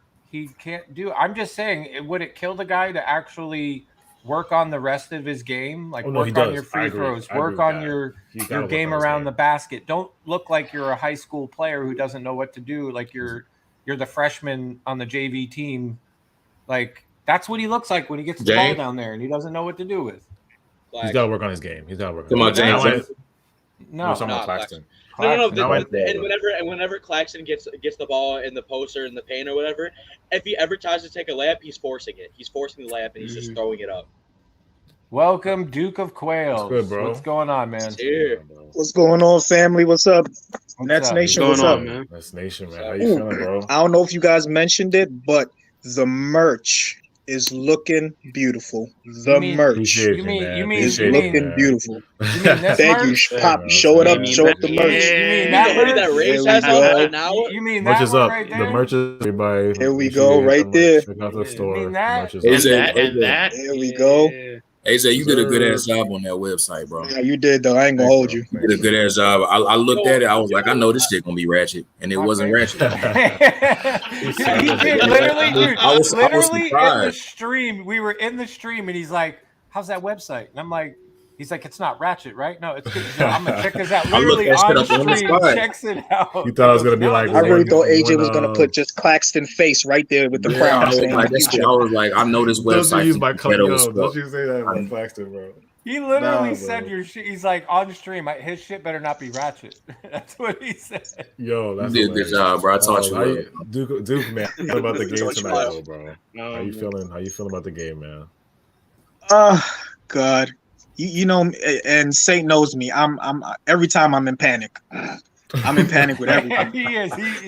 Saint knows very well. I panic with everything. We lose one game, it's like, you know what? F it. KD got to sit down. Cam got to take his minutes. Like, I'll be in panic, but then, I come on here. Y'all calm me down. I'm all right. It's Nets Nation. We go through it. Just throwing some stuff out there. The one thing that I did see is that, number one, Nash didn't give a damn about this game. He did not. Yeah. Once I see Bembry and Bruce Brown on the court at the same time, nobody cared about the game. There should be no reason why you have Bruce Brown and Bembry, and he didn't give a damn about the game. He was just experimenting. Y'all was right. He was like, you go in, and you go in. Who would have thought we would have saw David? We would have saw DDJ and Blake Griffin. on the court at the same minutes time. Tonight was so weird. One time, I can't say I miss Blake Griffin because I want Blake Griffin in the playoffs because he's a hustler and we gonna need that in the playoffs. But this is one time I'm like Blake Griffin, yes, bring him back, bring somebody. Do you want to see what I tweeted like literally as the game was going, like to Quayle's comment? That's literally what I said. I think Nash just told the guys, no game plan, just go out there, do what you want. I mean, that's literally. I agree with you. Because if you look at the numbers, if you literally look at the numbers of tonight as far as the people's minutes, that's what it looked like to me. It just looked like I'm going to give everybody a little play tonight, and I don't care what happens. No, but and the only last thing that I can't say that I disliked. Oh, go ahead, AJ. No, I was gonna say you don't gotta panic, but I was gonna ask you how you feel about this game. Was worry a little. It made me worry too, because like I said, we're getting punched by rookies and G League players on the Rockets. So it kind of made me like fucking Matthews. Garrison Matthews is clapping in Harden's face. What? Like, yeah. Why? How is DJ Augustine still playing in the league? What? Yeah, what? That's what worried me. That's what worried me the most. We're losing to this team, the thing that worried me, and don't get me wrong though, and that's the main reason why I really did panic, is because I'm realizing that Steve Nash and basically the whole coaching squad, there is no plays being set. There's none of that. Everything is give it to KD, give it to Harden, they'll figure it out. Yeah. I mean, there has to be a reason why almost every game Claxton is in, he's getting called for offensive fouls. The screens he's setting is not working. Thank you. I mean, it's to me, that's the main thing that got me also in panic mode too. Harden, he's going to work through it. You know, I'm up and down with Harden. He's going to work through it. I can't, and Chubb said it best, I can't disregard what he did last year because he was a blessing last year. I mean, that comeback from the Suns, that was a blessing. So even me, I do got to calm down a little bit. I do admit that. I give Harden some slack. I don't know how long I'm going to wait on him, but what really spoke out volumes is that Nash, honestly, he is still a new coach. Don't get me wrong, though, but there is no plays. There is no coaching at all. Everything is give it to KD, bring us home. And I think that's give it to Harden. Hopefully, he'll have one of those big nights. Bring it home. I mean, literally, every time I see Claxton on the floor, offensive foul. And I'm like, but wait, he's not even fighting. All he's going to set is screens. Yeah. So Claxton doesn't know how to set up screens, or it's the coaching staff that's not really coaching at all. I mean, I like these big-time players. Amari Stoudemire, this person help him on threes. All these are great names, but none of them are helping this team at all. Everything is just give it to KD and let him figure it out, or give it to Harden, let him figure it out. There's no coaching at all. Yeah, and that's what I said about last year's offense with Mike D'Antoni. Our offense was like a whole different with Mike D'Antoni, and now with Jordan Ott running it, it's like teams are. I think that's why we're struggling to score every game. Is because teams are literally, our offense is so predictable. James Harden gets the ball, he dribbles, calls for a screen, and then he just stands there and looks for everybody just stands around. You know, but wasn't last year ISO ball too though? It was movement. It was it wasn't. It was a motion. It wasn't as much ISO ball. And there was definitely like I know y'all remember what was the first play of every game last year? An off-ball screen for Joe Harris. It worked every time. It was more motion. It worked. No, most of the time, like when Harden was here, most of the time it wasn't like just straight ISO ball with Harden. I mean, you have ISO players because you have ISO players on the team, but Harden, like we ran plays and stuff. Like we did. Yeah, because I remember the first game when Harden came back, he was running plays like he had these. Like, he was running plays, and I was shocked. I was like, "How's he?" I'm thinking, "Oh, because of D'Antoni as his coach." So he was. Last year we were unpredictable. ISO though. We had three of the best scores. We were unpredictable. Like what they're gonna do? They're gonna double KD. Kyrie's right there. Harden right there. So we were really unpredictable. Yeah. Last year, but now it's like literally every team knows what's gonna happen. Yeah, it's sad that a team has figured us out. Like literally, they really sat there and these teams that we're losing against, they did homework. And I'm just sitting here and I'm like, well, okay, but what the heck did we do?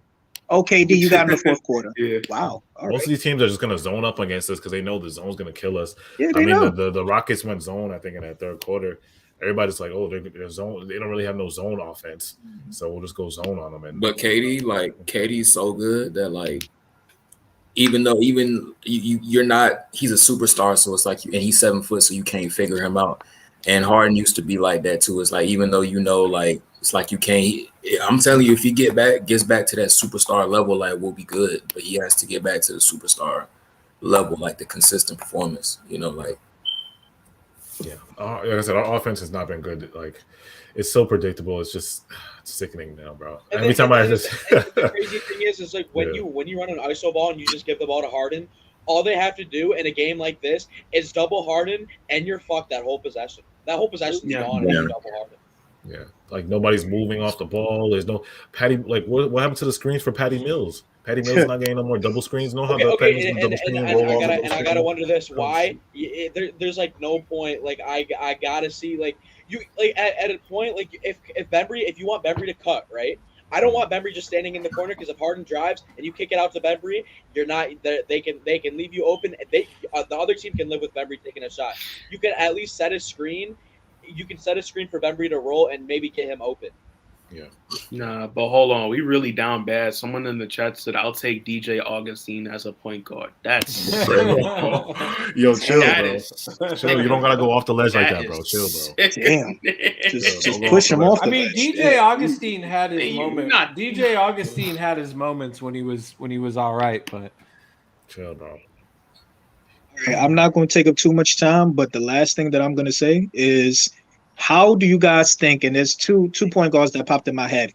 What about Isaiah Thomas? Oh, signing him? Yeah, what about signing Isaiah Thomas, who can catch and heat, especially what he did with the Celtics, and plus, he did have that 80 points, I think, performance, something like that. And I wasn't high on Isaiah Thomas at all. But when I saw Patty Mills, I wasn't even high on Patty Mills. I'm like, freaky, but look what he did for us. Yeah. Mm-hmm. I honestly think the only way Harden is going to get back is if he sticks to getting back to what he knows how to do, and that's scoring. I love the assists. I love the rebounds. Don't get me wrong. But right now, I don't need another Russell Westbrook. I need Harden, the scorer, MVP. And I think just to try it out off the ball a little bit, I think that will work. Isaiah Thomas is one of them. And one of my friends told me, what about trading Kyrie? Just hear me out. What about trading Kyrie to Minnesota and getting D'Angelo Russell back? Ooh, yeah, no. You said no. I want more than that. I want more than that. Who's your plug? I want who's your plug? Because that you on different tonight. I'm sorry, Chubbs. You just gotta bring back to reality because right now, I need something, man. Cause this right here, I can't meet the playoffs with this team right now. I need something. I don't think the contract's. Yeah, how bad D'Lo's knees are. The contract's got match enough up. bad knees on this team already. You have so enough bad knees. And he's a point guard, bro. You have enough bad and knees. He's a point guard. He's not even a forward like Blake Griffin, bro. It's bad. Bro, his knees is shot. No. Do we want to know what Kyrie's doing today, or do we want to? Oh crap! I forgot. What is Kyrie doing today? They talking about we can get Kevin Garnett back. That's crazy. Do we want to push? Do we want to push Kyrie Irving? What's Kyrie doing to the next game? Because I was prepared to just do. He did this all day. That's like all I was prepared for. Damn. But I will say this though. Rage had the line on Kyrie because Kyrie sensed today was not going to be like a great day. Like I think because Kyrie he's in tune with himself, right? Kyrie is in tune with himself, and I think during his meditation, he knew, and he was like, I don't know why he's smiling when he watched the game. But he knew, like he meditated on this shit, and he just knew it wasn't gonna work out tonight. So he said, "Fuck it, I'm gonna go play some water polo." Wait, AJ, what was this quote that he posted on Instagram? This was all Rage today. I had to come up with a story, but during the game, Kyrie got up and just went and played some water polo. That's what happens when you leave. What's Kyrie doing to Rage today? Because I think he posts on Instagram something. I like this. It doesn't seem what it needs. Something like that. He posts on Instagram something. I forgot what he posted. What you are within. I forgot. You know, one of those are inspirational. We know the enlightenment of Kyrie. That's crazy. What we someone said Jamal Crawford. Let's Crawford. Yeah, like I said, find someone with actual good knees. Like we have too many bad knees on this team. Find somebody that can actually run down the court. Can actually run back and forth down the court. Yeah, or maybe someone that doesn't have arthritis for their age. Maybe someone younger than the age of 38. Mm-hmm. Yeah, maybe somebody younger than at least younger than the age of 40. Maybe someone that doesn't need AARP or a thing on their chest that says "my knee, I've fallen." No, get someone with good knees and no AARP, and we're good. Legend has it that like Jamal Crawford, he be using Life Alert, like he wears it around his neck. I heard that. There was another. I swear. There was another report today about Kyrie because like the New York a judge held up the mandates against the police officers today. So Kyrie became a cop today. I couldn't tell if he was serious or not. Yo. Kyrie signed up so he could play. What New York did today just made me so angry, bro. Like I can't believe what they do. So the Blasio, or do you want to tell them, AJ, or whatever? Well, basically, you guys know the New York City vaccine mandate's out. So the judge blocked Blasio's mandate for New York City workers. So this means that New York City workers, you got to be employed by New York City police officers, firefighters, you guys know EMS. Anybody that works for their city directly. Yeah, like they don't. Yeah. They can be unvaxxed and just chill. Like they don't gotta. There's no mandate for them. They're free, basically. That's what it is. I love New York, but we be on some. We be on some. Which y'all got? It doesn't make any sense. It is true. Police officers, Florida don't be on that weird shit. Yeah, police officers, firefighters, nurses, they're all free. They could be unvaxxed or vaxxed. But Kyrie can't play 48 minutes in one stadium and leave. That's all we need is 48 minutes. Just Wednesday, 48 minutes. AJ Peep, right? We're the same city that elected a mayor that eats pizza with a knife and fork. So you should expect we seen this man eat pizza with a knife and fork, and we say, this is gonna be the mayor of the city. Yeah, so it made me like when I saw that report today, I was like, it made me feel like is New York trolling us? Like, is New York trolling us with this? Because it's like, how is this possible? You know, how is one mandate? How is the whole state of New York freaking Knicks fans, bro? Well, I mean, the most frustrating thing with all of this, right? Like, I'm mad at Kyrie to some degree, and I'm also mad at like New York to the same. Like, I'm mad at both of them because it's like, when you do read something like this, and then you look at all the other areas where people have to, have mandates for them. They can't do this. They can't.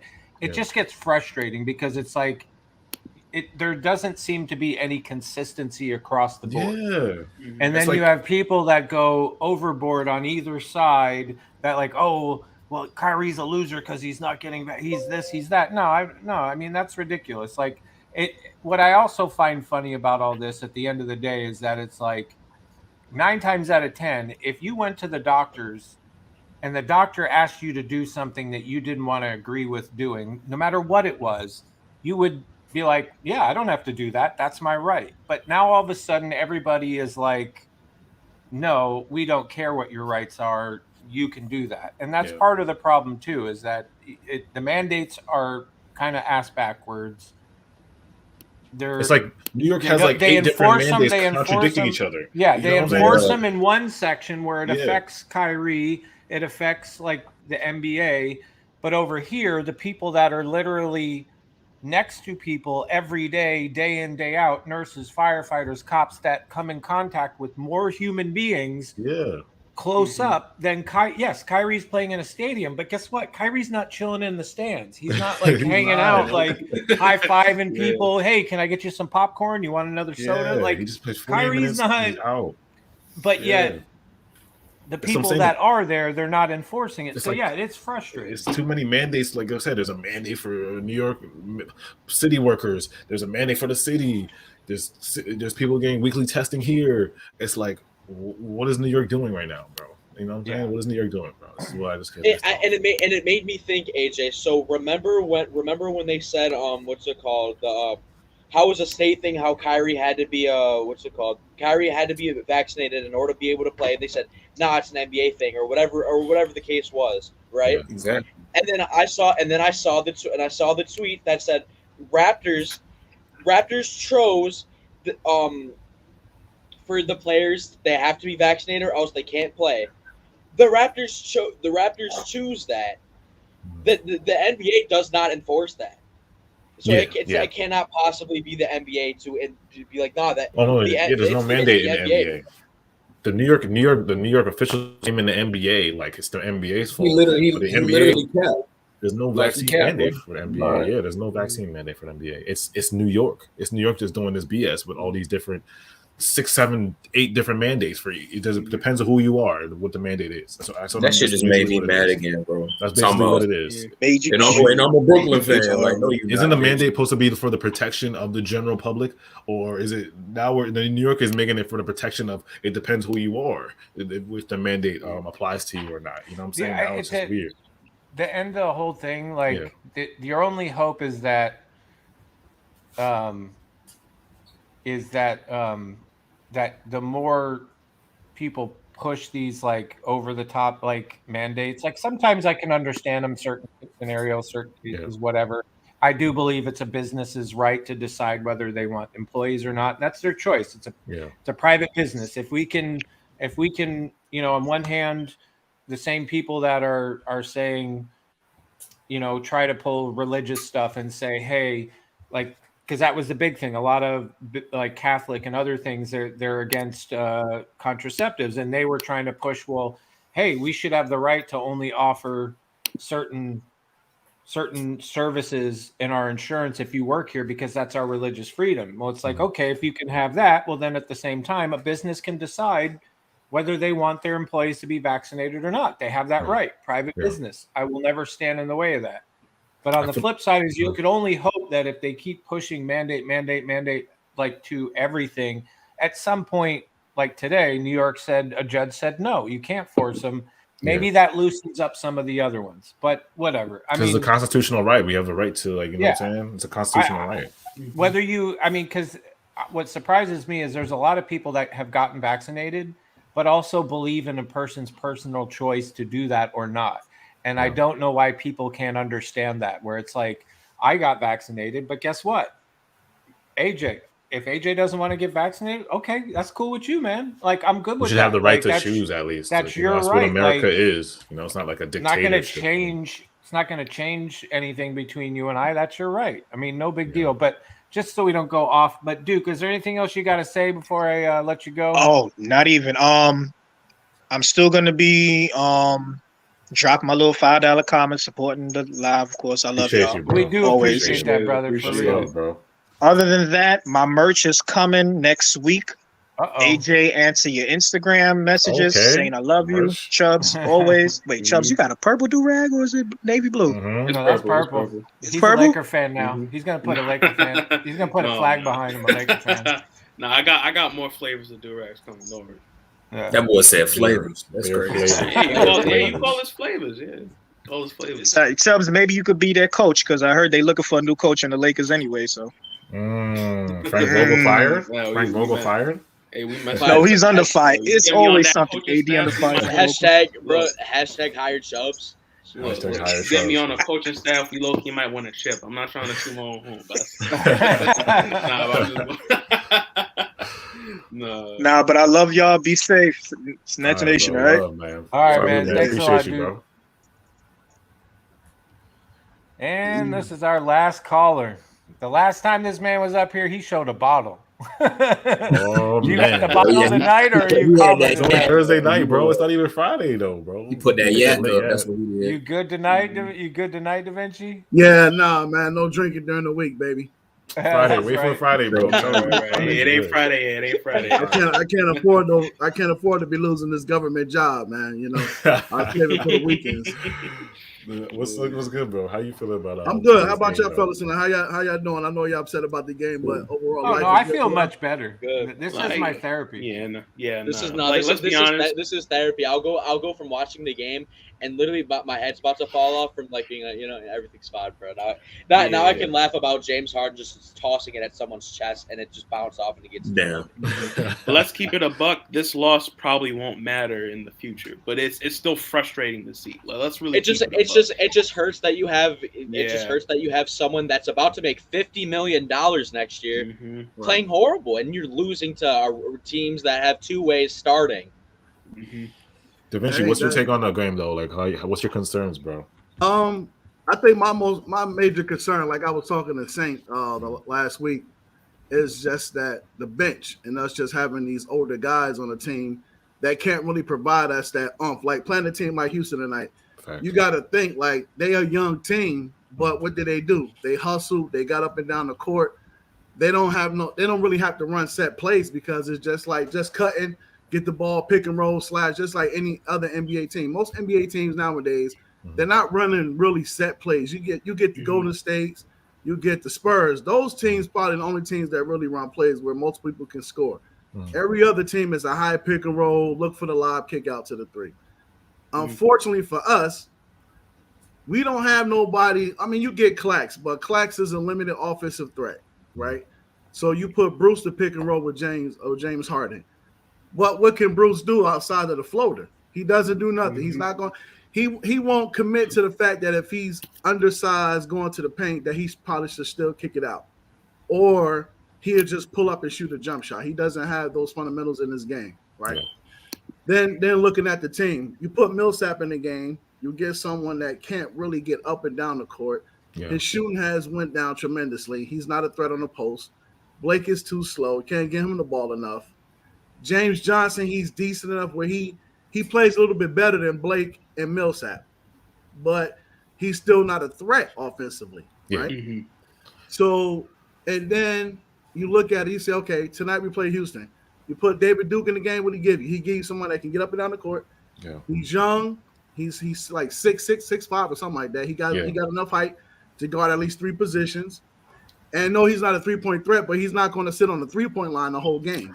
See, that's what I'm saying. That's what my problem is. Even though, like, I agree with you how the NBA is now, but we got to have some type of motion, some type of movement. We can't just stand there. Like, DDJ did a perfect example. Like, when off screens are happening, when James Harden's going through his pick and roll, you cut. You see a lane, you cut, get out the corner. Which is what DeAndre is giving us as well, because those two can go up and finish at the rim more than likely. If someone comes to try to block their shot, they probably could dunk over somebody. Where Bruce, he's just going to stop with that floater, and people don't figure that floater out. His shot is gone. There's nothing more that. And now he's airballing floaters. I mean that now his floater's a non-factor. Now there's no point. Now there's no point in that, and it's perfect. And it's a perfect example because when you have.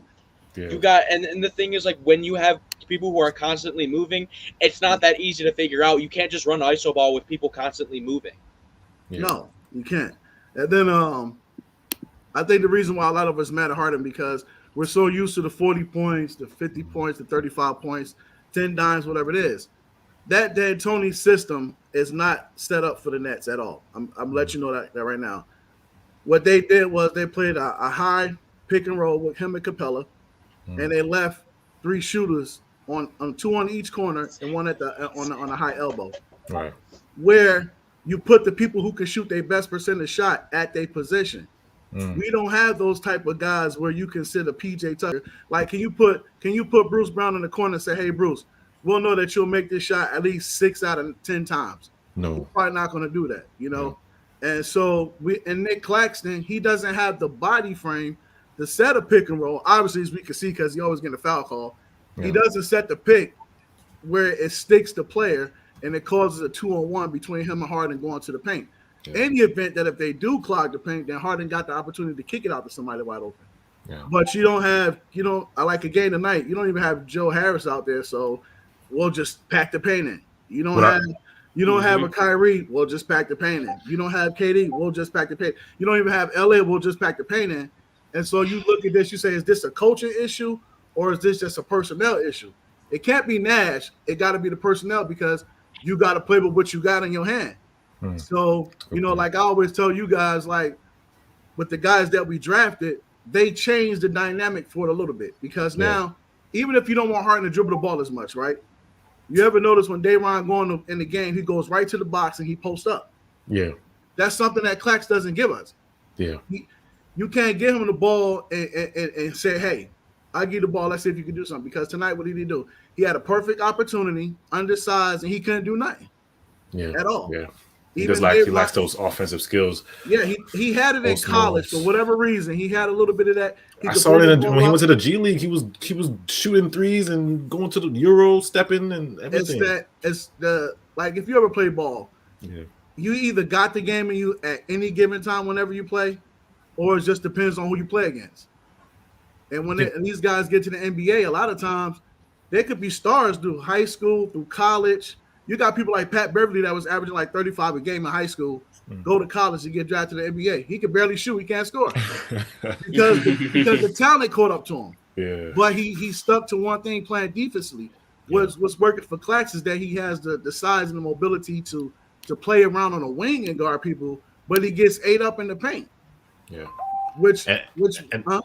I was gonna say that's why when I was saying putting the loss just on, I couldn't put it on Harden because just like you said, like what I realized about tonight, we don't really have any catch and shoot people that can catch and shoot.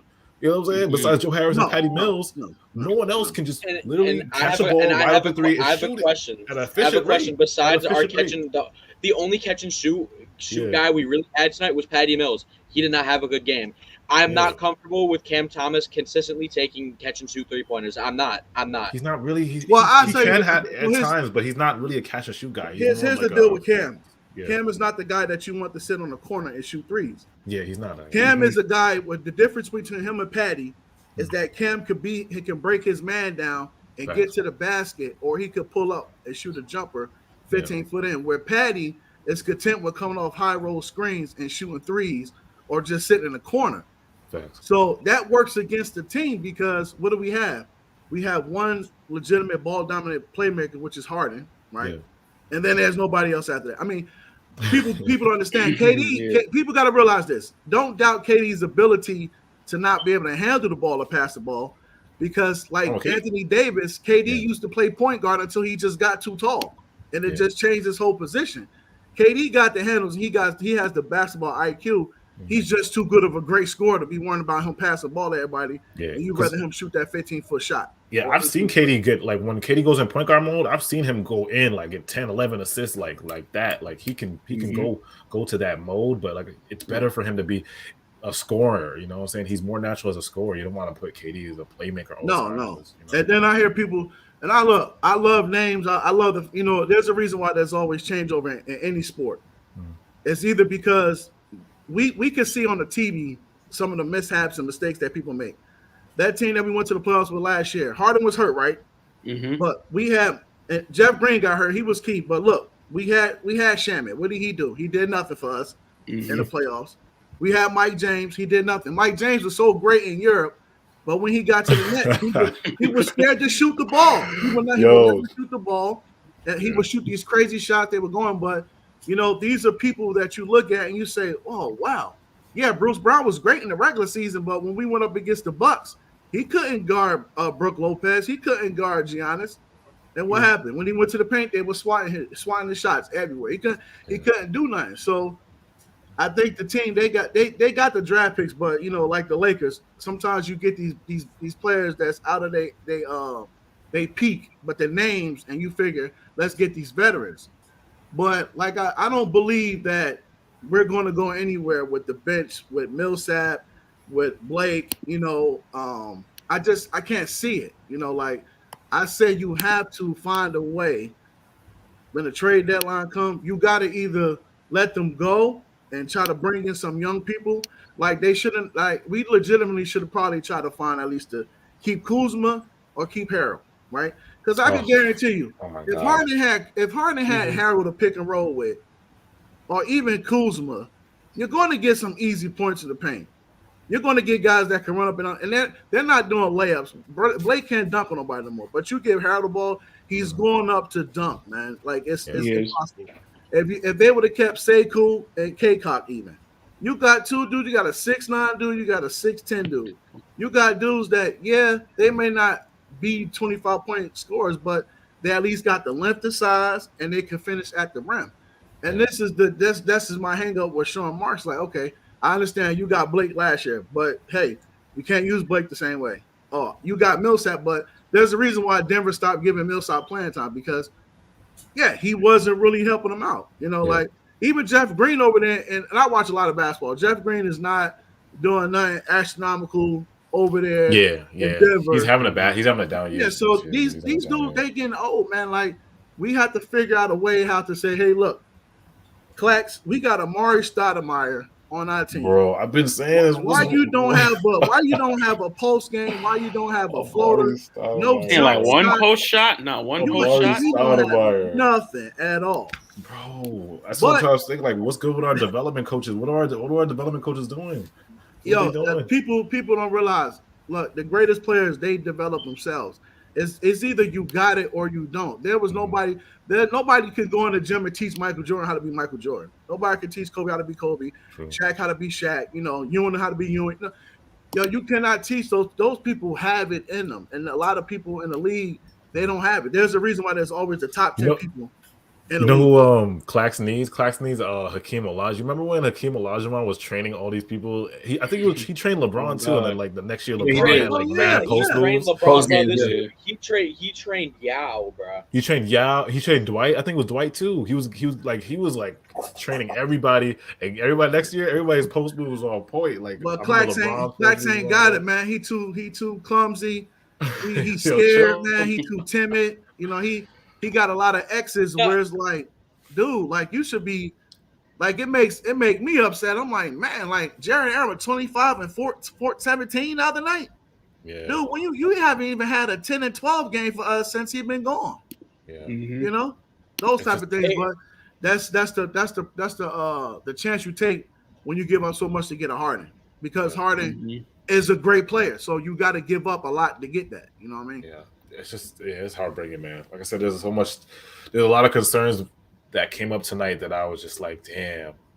I mean, I know this loss doesn't really mean that much in the scope of things. No, don't ever say a loss don't mean that. Every loss matters. It's just when it matters because right now we like a half a game, I think, in front of Chicago, maybe. Bulls and Bucks both lost. I believe. Well, they both lost. So we get breathing room, but if they did win, we would be in a bad situation. We probably go from 1 down to 3rd, and then then from like I think between 4th to 8th is only like a 2.5 game lead. So the schedule is tight right now. It's not like we like 20-2 or something like that. Like we still. I'm just saying, like I said, but these games right here, this is how you learn your personnel. This is what you know, what you got to work with. Yeah. And at best, we got Cam Thomas to work with, we got David Duke to work with, we got DeAndre Bembry to work with, and maybe James Johnson. So we got 5 or 4 other people on the team that we can't. Give it up on Blake, Javon. You give it up on all of them. No, Javon. No, Javon is not a point guard. Like, okay, take this for instance. I know y'all had the joke about DJ Augustine, right? But you realize he's a true point guard. That means he knows how to run a system. Facts. So if you took DJ Augustine and had him play the game tonight with us instead of Javon Carter, I bet you we would have scored some points. Because what did he do when he got in the game? He scored points and he controlled the tempo of the game, like a point guard's supposed to do. Yeah. So are you gonna give up? You how you feel about Paul then? Are you gonna give up on Paul too, or you feel like Paul can kind of like still needs more time to see how he Nah, man. Look. Like I told him the other week, I'm 43, man. I can go to the Y right now and bust everybody ass up in there. That's under 25, probably. Because I'm 43 and I played enough basketball. Yeah. And I play semi-pro, so I got a good basketball IQ. I could go in there and kill them kids. I'm not gonna sit there and shoot a bunch of threes. I'm gonna get my ass on the post and do my thing. Yeah. But Paul Millsap he couldn't post nobody up tonight. He has like that. He legitimately like that. He got blown by every time he was on defense, and he couldn't do nothing off. I hear you all the time, AJ. Oh, he be getting the rebounds. He get the rebounds. But he do get rebounds. He do, but it's not 10 rebounds like he was. Oh no, it's not. It's good that you mentioned it too, because with Millsap, like I'm not gonna lie, he has no interior offense. Like the only time he ever gets a layup to go in is off of offensive rebounds. And I'm not gonna lie, he is the main person who's standing at the mid range, and and his guy just runs past him and gets an open layup, and then he's just so confused about what just happened. He's slow on defense. No, when he first got here, I was like, I knew he was a good rebounder, but now when I watched him more, I'm like, oh, he's a good offensive rebounder because defensive rebounder he's good, but offensive rebounding he gets offensive. So so a legitimate look. So you watched the Lakers game last night against the Celtics, right? Yeah, I caught a few glimpses of it. Give James Harden Williams and take Claxton out the scene. See what you get, right? Yeah, no. It's a whole different team. I say even give James Harden, Tristan Thompson, and see the whole dynamic. Different team. Because those guys understand what they need to really be down there doing. They're gonna play hard. They're gonna play strong. Get on the boards. Set them picks the right way. We don't got that. We don't have nobody on our team that can do that for us, man. And that's gonna hurt us, I think. Unless another like Kyrie. Look, I work for the Department of Veteran Affairs, man. I'm an IT guy.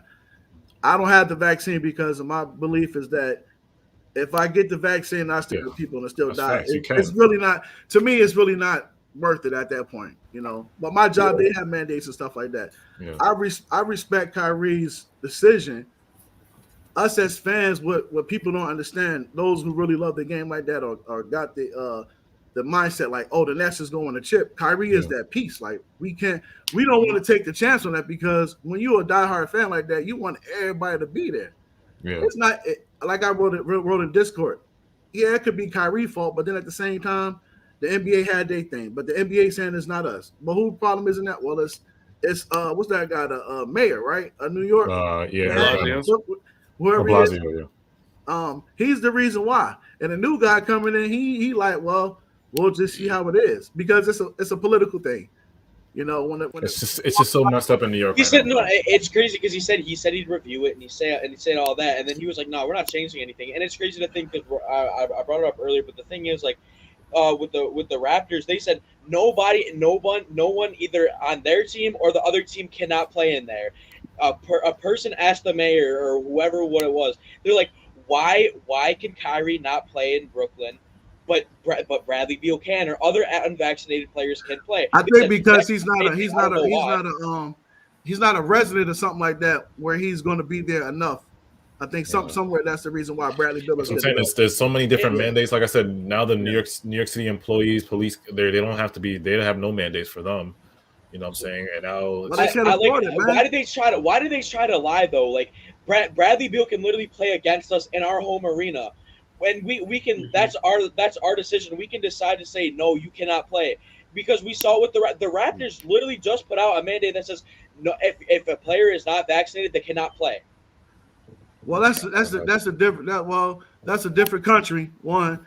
And then it's state to state. Each state in America got their own set of rules, even kind of driving privileges and stuff like that. New York it's not a federal government law. It's a state requirement. You live in Florida or something like that?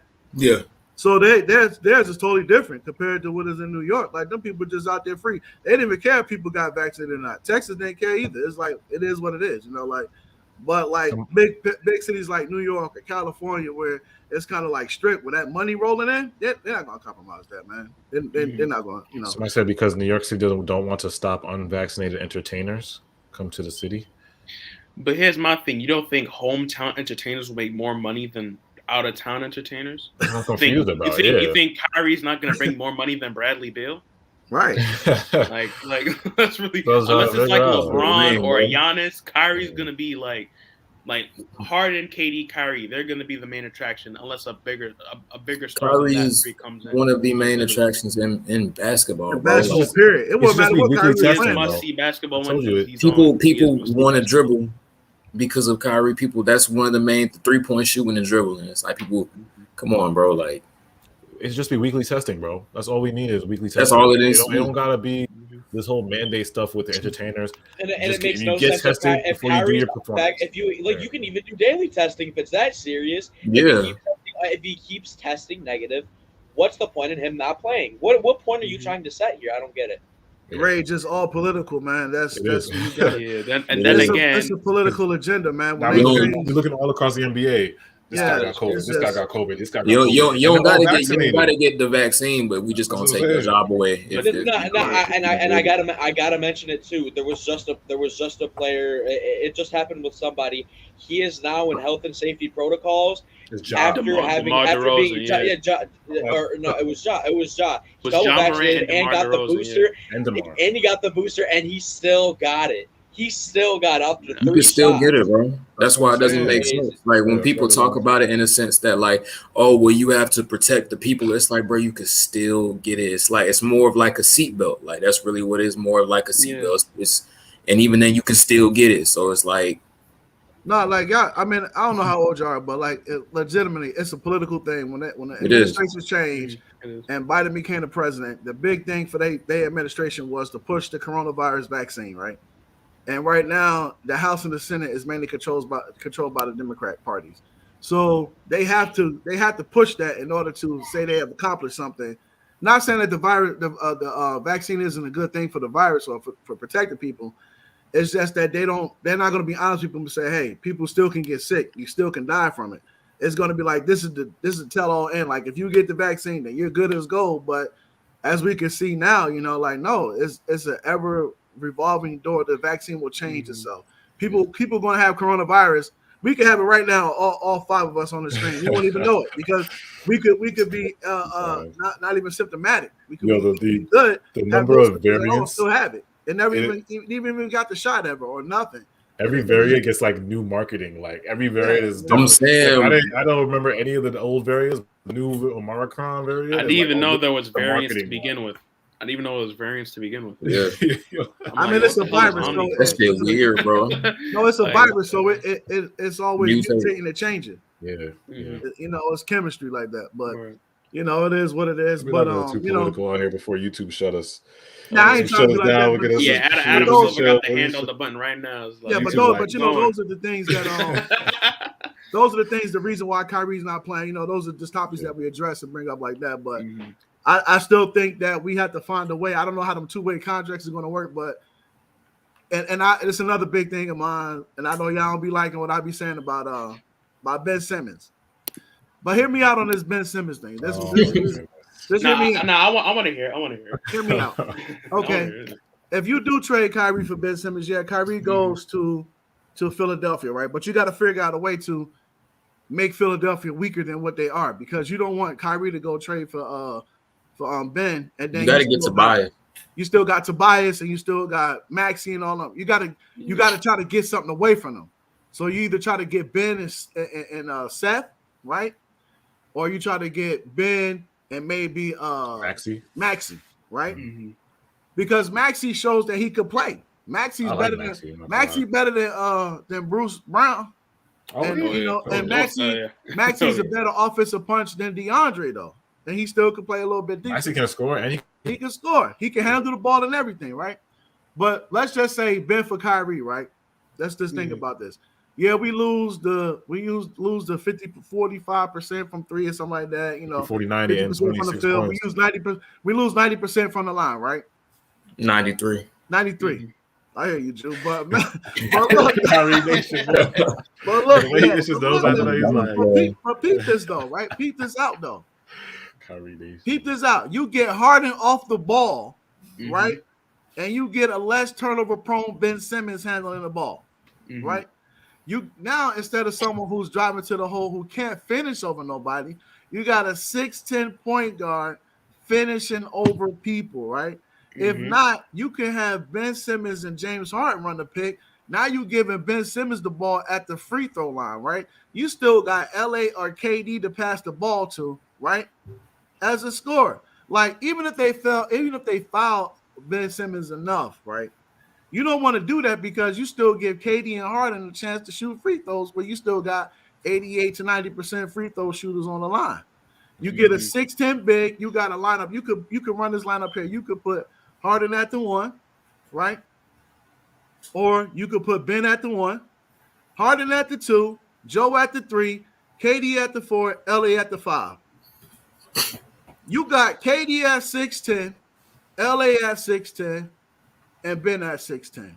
If you want to take LA out and you want to get more defense, Then you put in Claxton if he could get his mind right. Then you got KD at 6'10", Ben at 6'10", and Clax at 6'10", and them three could switch on whoever they want to switch on any given time. Right. And but your look, weakest defender is probably going to be James Harden, but they're going into a big branch of a tree to even try to score on you. If James Harden is not playing like at a superstar, though, I would say that Philly would beat us if he's not playing to where he needs to play to. I would say Philly beats us. So he is vaxxed. Somebody said he's not vaxxed. He is vaxxed. Yeah. Well, he is vaxxed, right? Well, here, let me give a counter argument on Ben Simmons, right? Like, obviously, when you do Kyrie for Ben Simmons, like, you can look at the positive. He gives us a defense. He gives us a playmaking. He gives us playmaking depth. Like, when Harden's off, he can be on. He can be a backup playmaker to Harden. But you got to look at it this way.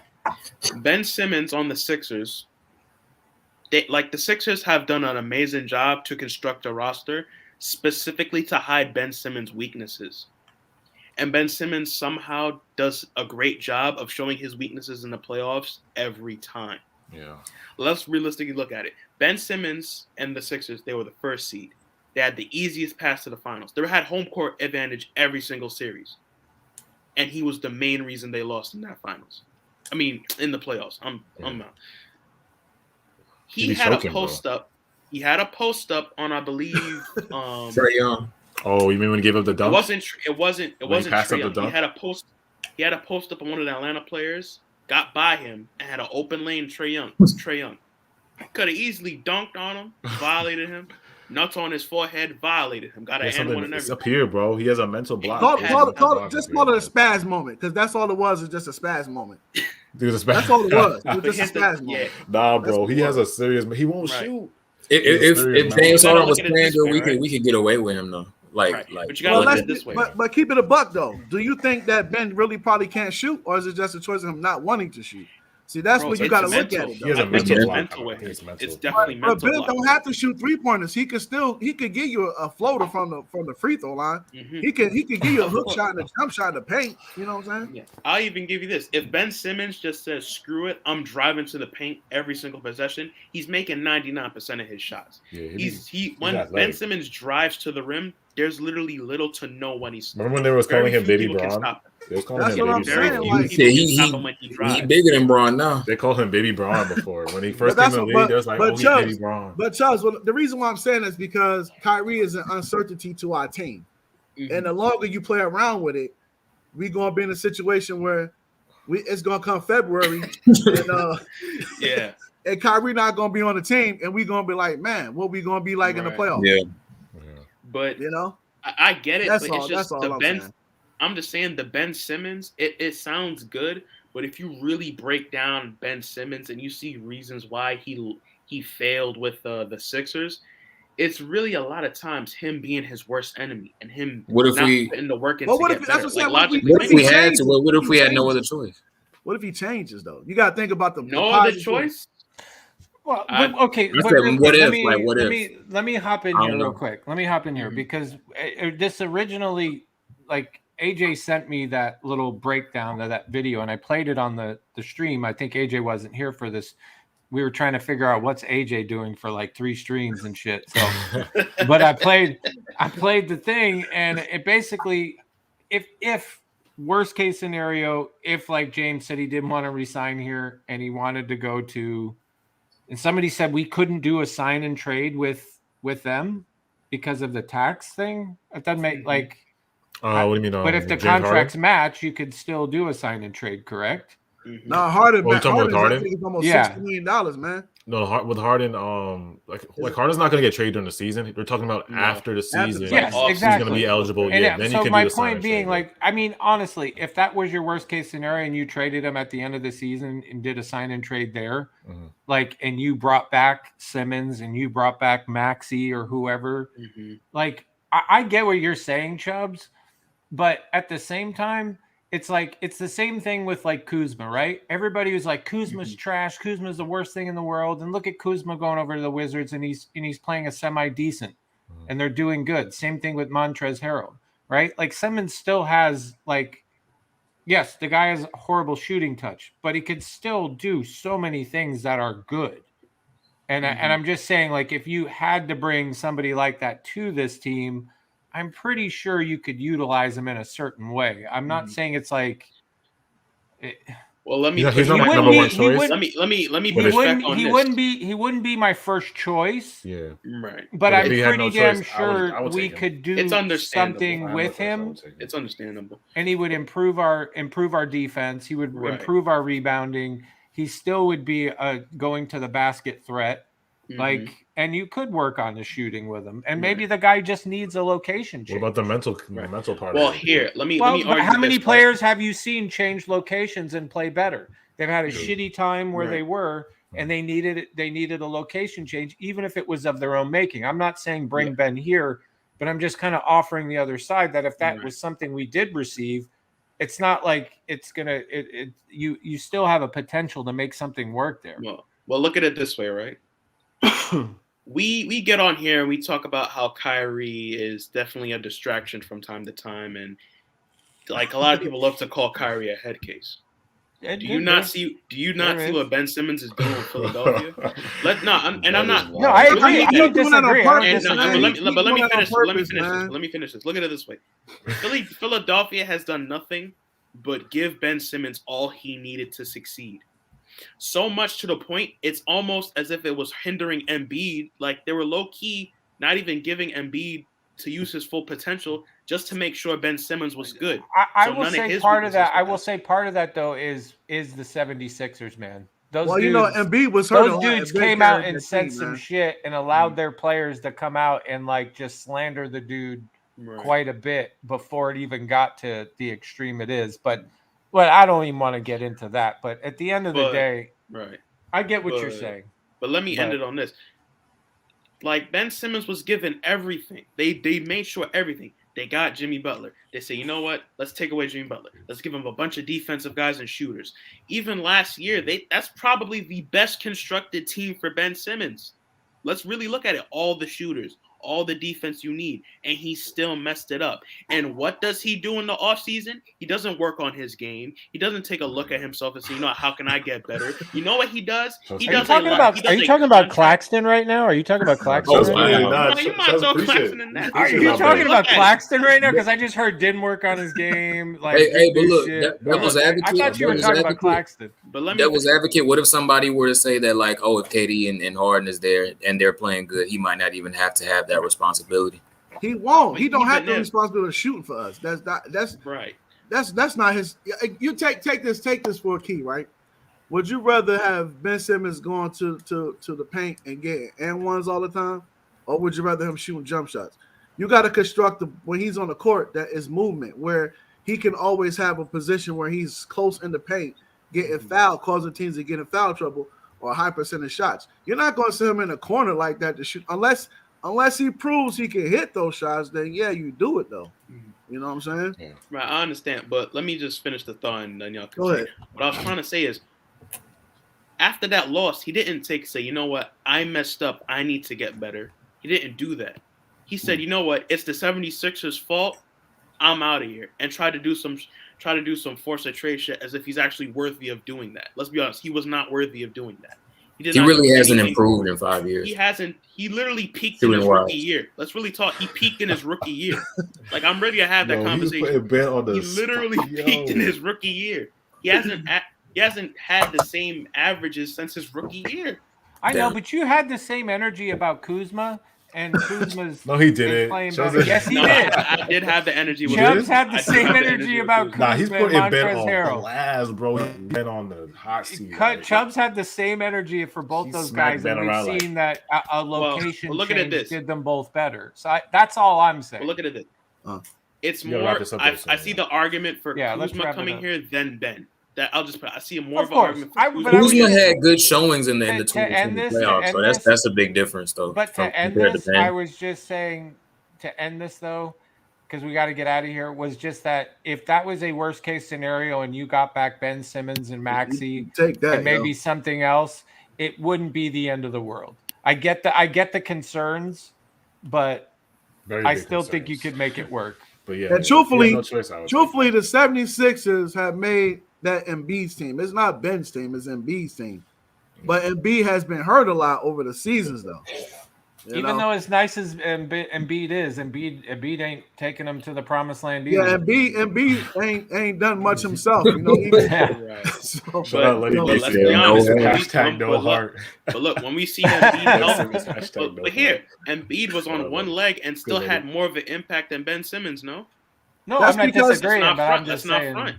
Just saying. But look, it's like you get Charles Barkley, you get Dennis Rodman. You want 22 rebounds, or you want 25 points and 12 rebounds. You might need the defense and the rebounds instead of the points. You know, but both good players. But OG here, I'm losing train of thought. Rodman still won a ring beforehand. I know that, but what I'm saying to you is that when you're looking at Kyrie as points and you're looking at Ben as not someone that can score points, the Nets don't legitimately need him to get 25 a night off of jump shots. He could get 16 easily in the paint. Just on fast break points. Oh yeah, he's right. Ben could get 18 like easily. Just off layups. Yeah, he could do that. You could get a ball to Ben in the post where he gonna score. Even if he get fouled, he may miss the free throw. He got 2 points, but he's not pulling the Claxton when he gets right. He's not pulling the He's not pulling the Claxton. Ball that don't hit none of the free throws. Yeah. Don't you talk about Claxton like that? Don't you? We're editing this street right now. I'm just saying that you know what I'm saying. I thought he was talking about Claxton the whole time. I see the argument. Glaring similarities. He 2 for 3 tonight. He was 2 for 3 from the foul line. He made his free throws tonight. And then he didn't play no more after that. The best thing about Claxton's game has been his haircut lately. Okay. Oh, I don't know who it is. You know what? But when he was locking down Luka, no one was saying that. I'm just playing. Everybody was like, totally right? He put Luka in jail, and everybody was playing. I love you. Lockdown won't let me out, AJ. Yeah, he put him in jail. Lockdown won't let. He wouldn't let him out. That's crazy. Put Claxton. Now Claxton's a problem now. Claxton don't get the respect he deserved, do he, AJ? Bro, I'm just saying, AJ, talk about it. Y'all, he gotta get 10 points. He don't gotta get 10, bro, because we have LaMarcus. But does Claxton need to earn his? LaMarcus, though. Does Claxton need to earn his spot? Yeah, and he needs to earn that next contract, and he needs to earn the respect because right now, this is a contract year for him. Yeah. Dayron gonna take his spot though. You could believe that one. Right now, Claxton has not fully shown yet that he is like. I love the man's perimeter defense, but that's all I like. AJ, you got to see it like this, right? We gave up. Dayron finna take his spot. We gave up Collins, and Collins is in Cleveland give you a double every night. A double every night. Claxton's not even giving us a single. So, AJ, he not giving us a single. AJ, give him some time though. This is like his third game. That's AJ, it's not his third game back. Give him some time to get adjusted. Y'all give him his third game. I hope you're right. You know how many games he's played? He had 8 points tonight. And what he had last game? What, 6? I don't know what he had last game. Bro, no, give him this is his third game back. Y'all gotta chill. Like he's been playing for the team for like almost 4 years now, man. No, I'll give you that. He's been hurt. So he's been hurt. It's not like he should have a feel to basketball itself within that scope of life, and he's just not showing that he's a legitimate. You gotta have something to give to the offense as a center in the NBA. AJ do not like this, right? I will tell you, don't come up here and act like Claxton's useless though. Y'all act like y'all were just praising Claxton late last game. You trust Jay from Brooklyn, AJ. You trust Jay from Brooklyn, and Jay's made it pretty clear that Claxton's got a lot to prove with people, and did. Mm-hmm. I'm not saying that, but y'all just come here acting like Claxton's useless. Like he's not doing nothing. I said I love the man's defensive, like his perimeter guarding. I love the defense he provides and his ability to grab single-digit rebounds. But I'm just saying, like, I am not putting it all in. AJ, I'm not putting all my eggs in Claxton's basket, basically. Y'all want Claxton. I'm saying Claxton is God Almighty. I'm all right, saying well, let me want ask Claxton you to this: have 20 and 20. He's not going to get 20 and 20. Would you take Claxton? All we need is a good defensive possessions, lock up defense, a couple rebounds here and there. That's all. Okay, but what is 15 or 18? Hey, check this out. I'm about to shut it down. He's a glorified Ben Simmons. I'm about to shut it down. Watch this. Shut this out. Y'all doing this? Check this out, AJ. Check this out, AJ. Check this out. I went to the Pacers and the Nets game last season where Alize Johnson had that 25 points and 20 rebound game. Claxton gave us not like that yet. Ooh, he's not lying. He ain't gave us not like that yet, man. At all. Nah, you're right. And Alize had his game last year. And they gave Alize the boot. He the only player on that team that grabbed 20 boards the whole season, and they gave that man the boot. But the last person to grab 20 Alize will cook on every offensive possession, though. Everybody will cook Alize on offense. I mean, Alize guarding you with a bucket. Honestly, that's a fact. Claxton ain't eat last year until playoffs. He kind of fell off playoffs time, but like he had a good game. He had a lot of good games last year. We was excited for him to come back, and then he came back. And did he ever give you 15 points though and 10? Did he ever give it to you? I think he had 10 rebound games. I don't know about 15 points. I don't know about 15 points. I know what y'all doing. I'm gonna tell you when he did it. He did it in the preseason. That's when he got hyped 2 years ago. He had like this awesome preseason game when he was. You saying he's a preseason killer? He had hit them 3-pointers in the corner, and it was like, oh, he's gonna be the like, he had a couple of blocks, and after that, he shined. When you play a superstar guard and Claxton locks him down, I don't want to hear nothing from anybody. I don't want to hear Claxton really put the brakes on these. OG, you don't remember when Claxton locked up Dame? Exactly. But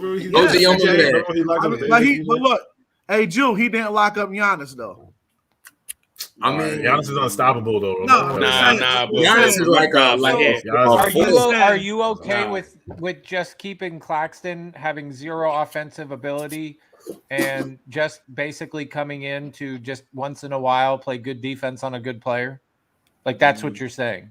You're saying you're okay with that once in a while. I mean, I see Hakeem in him. You know, that's what I prefer. I see him being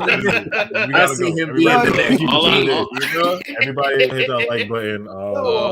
This is going too far. He ain't even got Sean Bradley potential at this point. Wow. This got too far. He ain't even looking like Sean Bradley on Mutombo, and at least could give you some points though. All I know is when he faced Embiid stiff-armed him and just moved him out the way. He stiff-armed him a little bit. He stiff-armed him a little bit. He played a whole different I do think he was like he flossed his teeth with him at one point too. Like he picked him up. And just... He's playing. But the truth is, he's playing out of position, man. He needs to be playing at power forward, not at a center position. I just want to remind everybody, AJ is not feeling what y'all are saying about his man.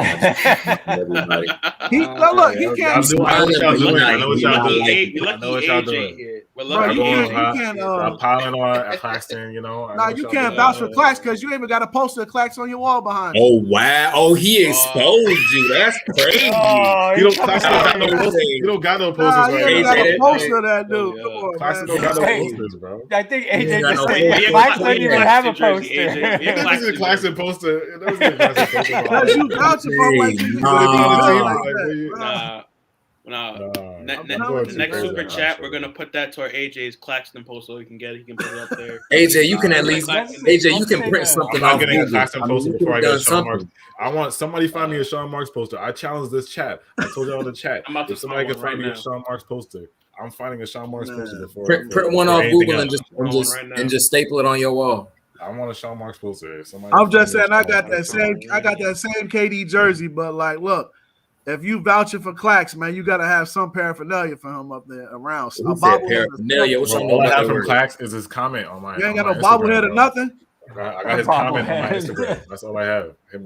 Take a picture of the comment, print it, and then put it on the wall. His bobblehead. I got his comment. That's all I have. But I'm just saying, like, I think he needs to have some kind of threat offensively, though. Like he got to be able to get the ball 5 to 10 feet out in the paint and be able to score for us, man. I just can't believe he has not improved his around the rim game or free throw shooting at all in 3 years. It's like an anorexic DeAndre Jordan. I don't care about nothing, but like every time I see that man get the ball and there's like a defender or two standing there, I'm like, how's this gonna look? What? Look at AJ. Look at AJ face. AJ, you know what? Y'all just gonna keep going to Claxton all night. It's 1 in the morning. Send you photos of Claxton and Sean. We're gonna send you photos of Claxton and Sean Marks, and you can frame them. Like, yeah, you can do that. I mean, I like the boy. I'm just in 4 years. I mean, he had. All I'm saying is, he does good. I don't want to hear none of y'all say anything. I don't know, man. He scares me, bro. He scares me, man. We like him on defense, but offense. That's what I'm saying. Like a night where, like I'm saying, James Harden out there with nobody to get no offense from. They small on the court. He the biggest person out there. He can't score nobody. You can't be 6'11" and everybody else on the court 6'5", 6'6", and you can't score. You saying he's 7 foot for no reason? Yeah, because like AJ, how tall are you? He's 7.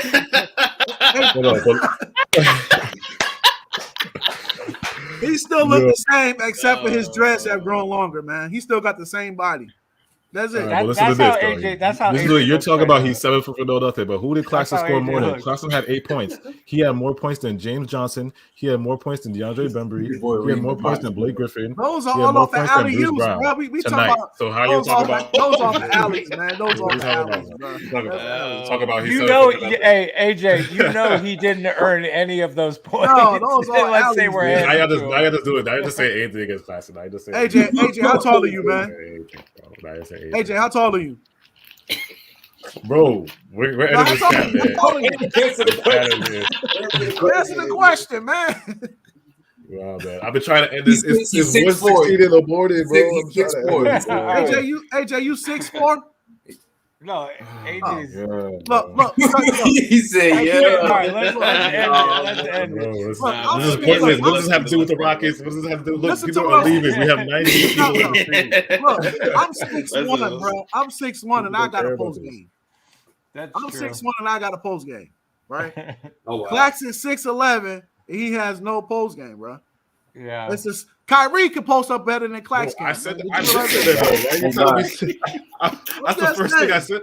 Kyrie got the best point guard post game. Kyrie he's telling me Kyrie was like Claxton, 6'7". That's what I'm trying to figure out. You're telling me about Claxton. I said he doesn't have a post Da Vinci, no, like we're gonna end it now. Like we have fun. That's what I'm saying. AJ, you kind of AJ, you kind of deserved it a little bit because we've missed you for the last 3 streams, and like we've been missing you, dude. We're like, where did he quit on us? Is this gonna be like? Nah, because he was Claxton. I know what y'all are doing with Claxton. I know he was like Claxton gonna be back, and he thought Claxton was gonna do something, so he went MIA, and then he had to come back because he wasn't doing nothing. No, I'm gonna bring back all y'all. I'm gonna go back to that last stream, and I'm gonna go to y'all comments about Claxton locking up Luka. Oh no! Hey, I've told you. I will give Claxton his defensive abilities. I do, but I need more. Screenshot all that, and I'm gonna put it. I'm gonna put that in that video. I remember I watched last stream. If he could give us Draymond, if he could give us a little bit of Draymond at least, you know what I'm saying? Oh wow. Now you're asking for too much, bro. I'm just saying, Draymond's a single specialist, though. He's a single specialist. Y'all want Claxton to be Akeem? Y'all want him to be Draymond? Like y'all going too far. You gotta have it, AJ, bro. Stop capping for Claxton. Joanne deserves it. You know? Hey, man. He said Claxton needs Bruce mentality. I'll give him that. That's what I'm saying. At least Bruce got a floater. He ain't even got that. Joanna said Kyrie practices, Claxton doesn't. I'm saying he be around the hookah ball. DJ Augustine. Nicholas Reed says DJ Augustine got a better post. I told you, man. TLC post game over Claxton. This is why I gotta end it. It's good. Everybody, just say anything. Just say anything. Oh man. Yo, that's wild. Hey, y'all stop. Right. It's all in good playing fun. with my brother like that. First, stop playing with my dog, man. My dog AJ. I want him to be an NBA player. Hey, Clax. Hey, look. Hey, check this out. He said I want Claxton not to be a model. He said, I want him to be Yo, AJ, it's like you going to. I said, if you watching this, bro, just know that, you know what I'm saying? Hey, AJ, that's like you going can come to on the here, wild. just me and you. You can do an interview. Everybody don't got to do the interview. Hey, AJ, just you and Claxton. We'll do the interview live. You know what I'm saying? Hey, AJ, just imagine going to the gym at the Y, right? And it's a bunch of middle school kids in the gym, and you sitting up there. We're gonna can't end on post this. none of the kids up. That's bad, bro. That's how he be looking out there, man. That's what I'm saying.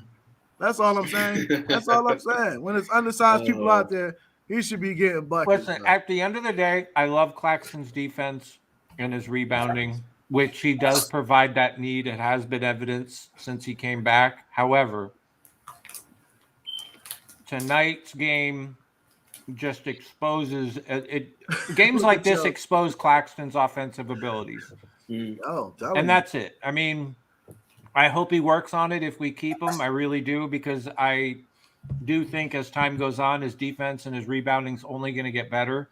And I think his shot blocking will get better. But if dude wants to be the starting center of this team, he needs to develop some kind of offensive game around the basket. Doesn't need to be like Tim Duncan worthy type crap, but he just needs to be able to like turn and just put the ball off the backboard or something. Just do something where it looks like you know what you're doing. That's my only issue with him. But outside of that, we're going to end it. AJ, you want to do last words or you just want to cancel it? Yeah, I'm sorry, bro. There's like 89 people in here, bro. Y'all read about Claxton. So we don't come back till Friday. When's our next game? Friday? Friday. It's Friday the Hawks, night. I believe. The Hawks. Friday night against the Hawks. Clax gonna need to play. He got Collins and he got Capella go against. He got to play.